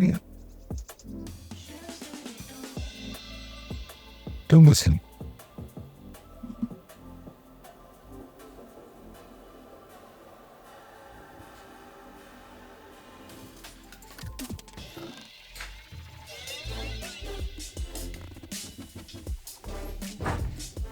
बस तब तक कोई तो यहाँ है ही नहीं। नॉक हुआ दरवाजा क्या। चल भाई क्वेश्चन पूछ सकते हो यार। हो गया सारे खत्म, पर्सनल स्टोरी में हम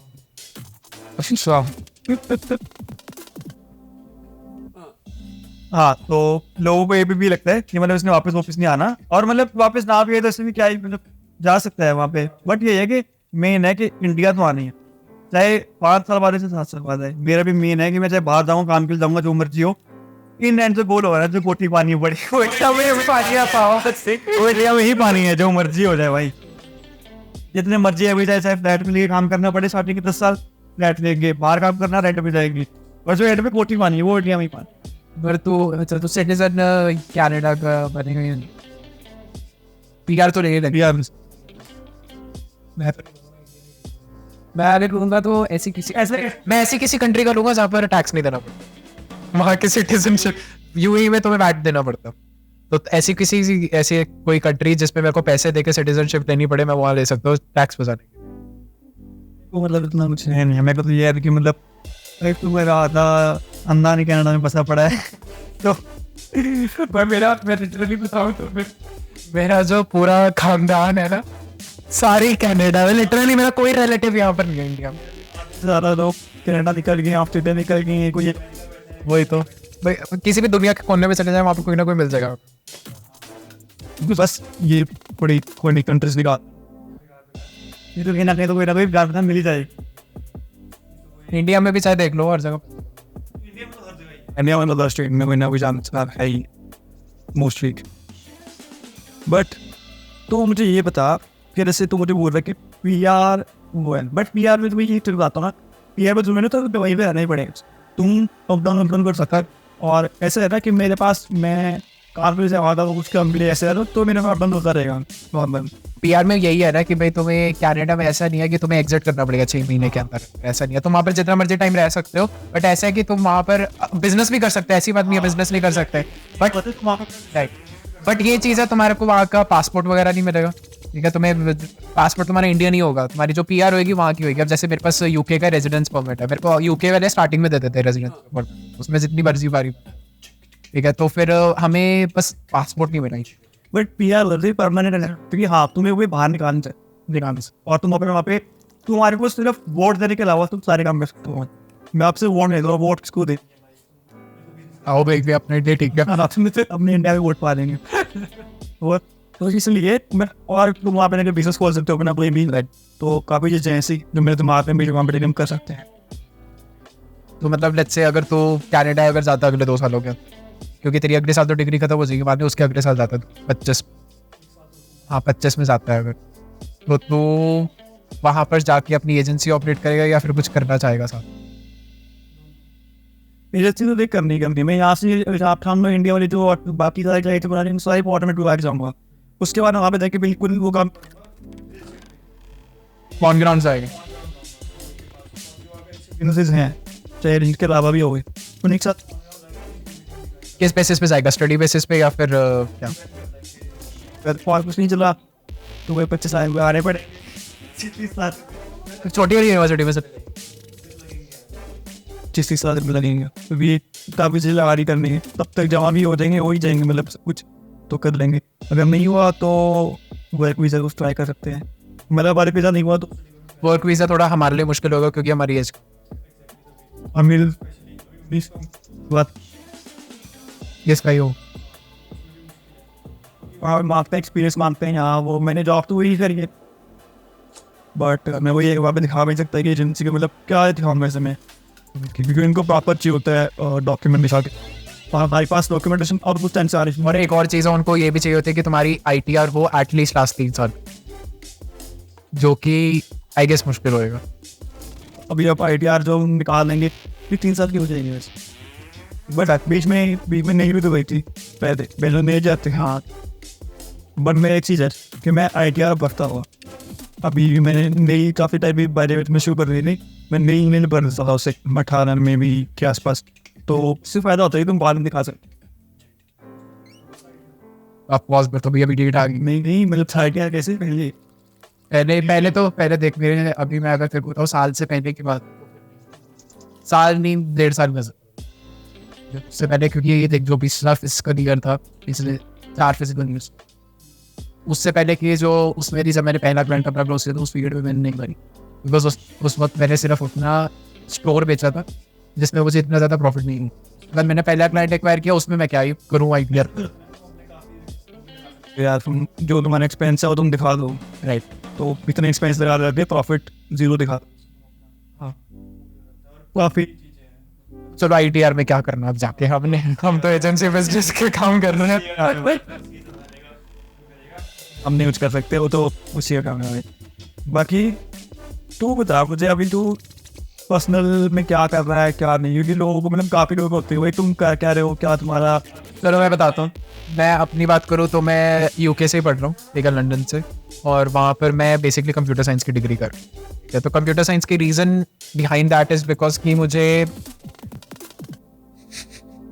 एक्चुअली क्या कि मुझे रॉकेट, मैंने एरोनॉटिकल इंजीनियरिंग की लेनी थी एडमिशन, पर मुझे मिली नहीं, ठीक है, तो इसलिए मेरे को सेकंड ऑप्शन यही मिला कि मैं कंप्यूटर साइंस देखूँ।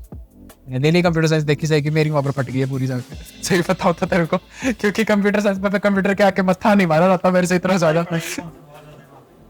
भाई वो बात नहीं है, वहाँ पर जो तुम कोडिंग वगैरह करनी होती है ना, तो मेरी फट जाती है, मैं सीरियसली बताओ, मेरे को ना कोडिंग वगैरह ऐसे करनी, सारा दिन करते रहो, मत्था हमारी जो थोड़ा टाइम में डेट रॉकेट की हुई देख लेना भाई तुम डोंट बाद में मोटिवेट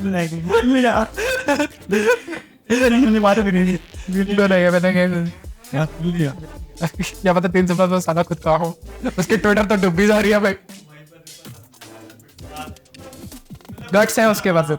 बंदा के क्या ही कर रहा है यार, सब कुछ तो क्लियर है अच्छे पीरियड होता है। बाकी उसका होता है आजकल जो बीच में बात के साथ हाँ रेसलिंग करनी है भाई, दोनों ने मैच लगा रहा है। हाँ भाई घंटा मेरे को तो उसका हंसी आती है भाई, दिलजीत तो समझ टेलर स्विफ्ट। अच्छा जब वो रहा था वो मान नहीं रहा है हाँ भाई है मेरी हरे मेरे को मना करते हैं और टेलर स्विफ्ट कितनी बड़ी वो सिंगर, अपना दिलजीत भी कौन सा कम है भाई। अभी उसने सिया के साथ उसने कोलैबोरेट किया, सिया तेरे को बताऊं अगर मैं वो हॉलीवुड में बेसिकली वहीं पर ही अमेरिकन आर्टिस्ट है वो, तो वो भी बहुत सही गाने वगैरह डालती है, बट वो भी बहुत बड़ी सिंगर है, उसके साथ उसने कोलैबोरेट किया। मेरे को ये नहीं समझ में उन्होंने कोलैबोरेट कैसे किया, समझ भी कैसे आ रहा था उन दोनों को, बट स्टिल यार अगर मतलब कोऑर्डिनेशन करनी होती होगी गाने में, वो तो हिसाब से होती है। ये 10-20 बंदे साथ बैठते हैं जो भी ट्रांसलेंगे, अभी आया नहीं, उनकी फोटोज आई है बस, क्या पता सिर्फ गाने ना आ रहा है। देख भी हम टॉपिक कहाँ से शुरू होते हैं कहाँ पहुंचते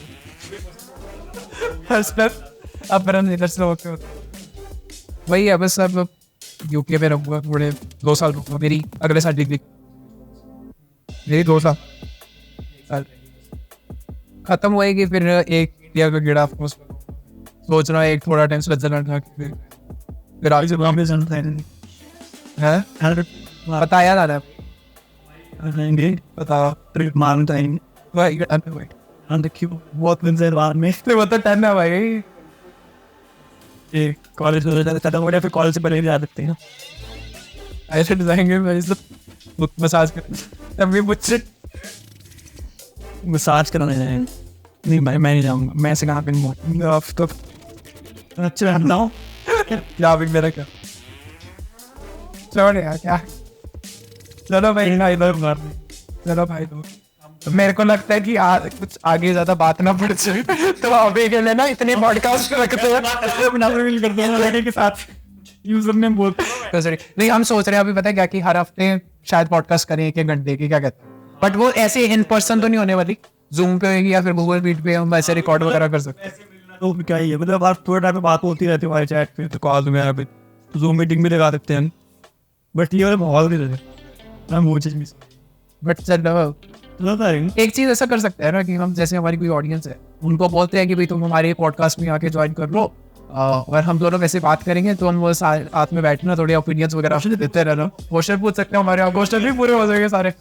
ये सही सीन है अगर तुम चाहते हो कि हम मतलब लाइव एक तरह से सेशन रखें हाँ कि इसमें हम तो एजेंसी के ऊपर बात कर सकते हैं अपनी बात कर सकते हैं नॉर्मल पर्सन बात भी कर सकते हैं वो हर हफ्ते एक अटैक वो यूट्यूब पे अच्छे से एडिट करके एडिटर को भेज ही देंगे वो अपलोड वगैरह कर देंगे अच्छा है चल सही है भाई सब मजा आ गया यार आज करके मतलब मैं पहली बार पॉडकास्ट कर रहा हूँ मेरे को लगता नहीं पहली बार कर मैंने पॉडकास्ट पहले की तो ये अगर देखी है यूट्यूब पे किसी ने बट वो जूम पर थी मैंने इन पर्सन कोई नहीं किया आज तक हाँ मैंने भी कर रहा हूँ इंटरव्यू बट वो मतलब इन पर्सन जो पॉडकास्ट मजा पड़ा या तो मतलब लिटरली मेरा लाइटिंग सेटअप में पहली बार यूज किया है इस चीज के लिए मैंने लाइटिंग सेटअप ये वो सामने लैपटॉप सामने ट्राइपॉड कैमरा ये वो पीछे ये माइक इसके तो भाई बैंड बज गए इधर से उधर जा रहे हैं यूज भी कहीं होता है आज पहली बार थी वो करो भी गाइस बेस्ट डे आगने ओके देन मजे करो मेन ये था हमारे इस पॉडकास्ट बनाने का कि हमको था कि एक सबसे पहले ऑडियंस इंटरेक्शन थोड़ी हो जाए हम दोनों की जो मतलब काफ़ी लोग कुछ ना कुछ पूछते रहते हैं दूसरा क्या है कि हम चाहते हैं कि ऐसे जो नॉलेज है ना बेसिकली जो मतलब इस टाइम में लोगों को पाने के लिए बहुत टाइम लग जाता है एजेंसी के अंदर भी या फिर फ्रीलांसिंग के डिस्कल मानते ही नहीं अंदर पूरा मतलब बेसिकली वो हम यहाँ पे ऐसे मजे में बात करें ताकि सुनते हुए मतलब बोल भी ना हो क्योंकि इस टाइम पे जेंसी लोग हैं सारे जो मतलब हम भी हैं तो बोल जाते हैं बट बात ऐसी करो मतलब बोल ना हो हमने ऐसी बात करी बंदा को लगता नहीं शायद बोर वो मोर हो भी गए कर देना कम सीखने को भी मिल गया था हमारा थोड़ा डायलेक्ट भी थोड़ा अलग सा है थोड़े पंजाब वाली साइड के यार तो हम पंजाबी में बड़ी मुश्किल से रोकते हैं बात करने के लिए बहुत मुश्किल से रोकता हूँ पंजाबी ना निकले हम वर्ड मैं फिर नहीं बोल चलो guys thank you very much everyone for watching this video till the end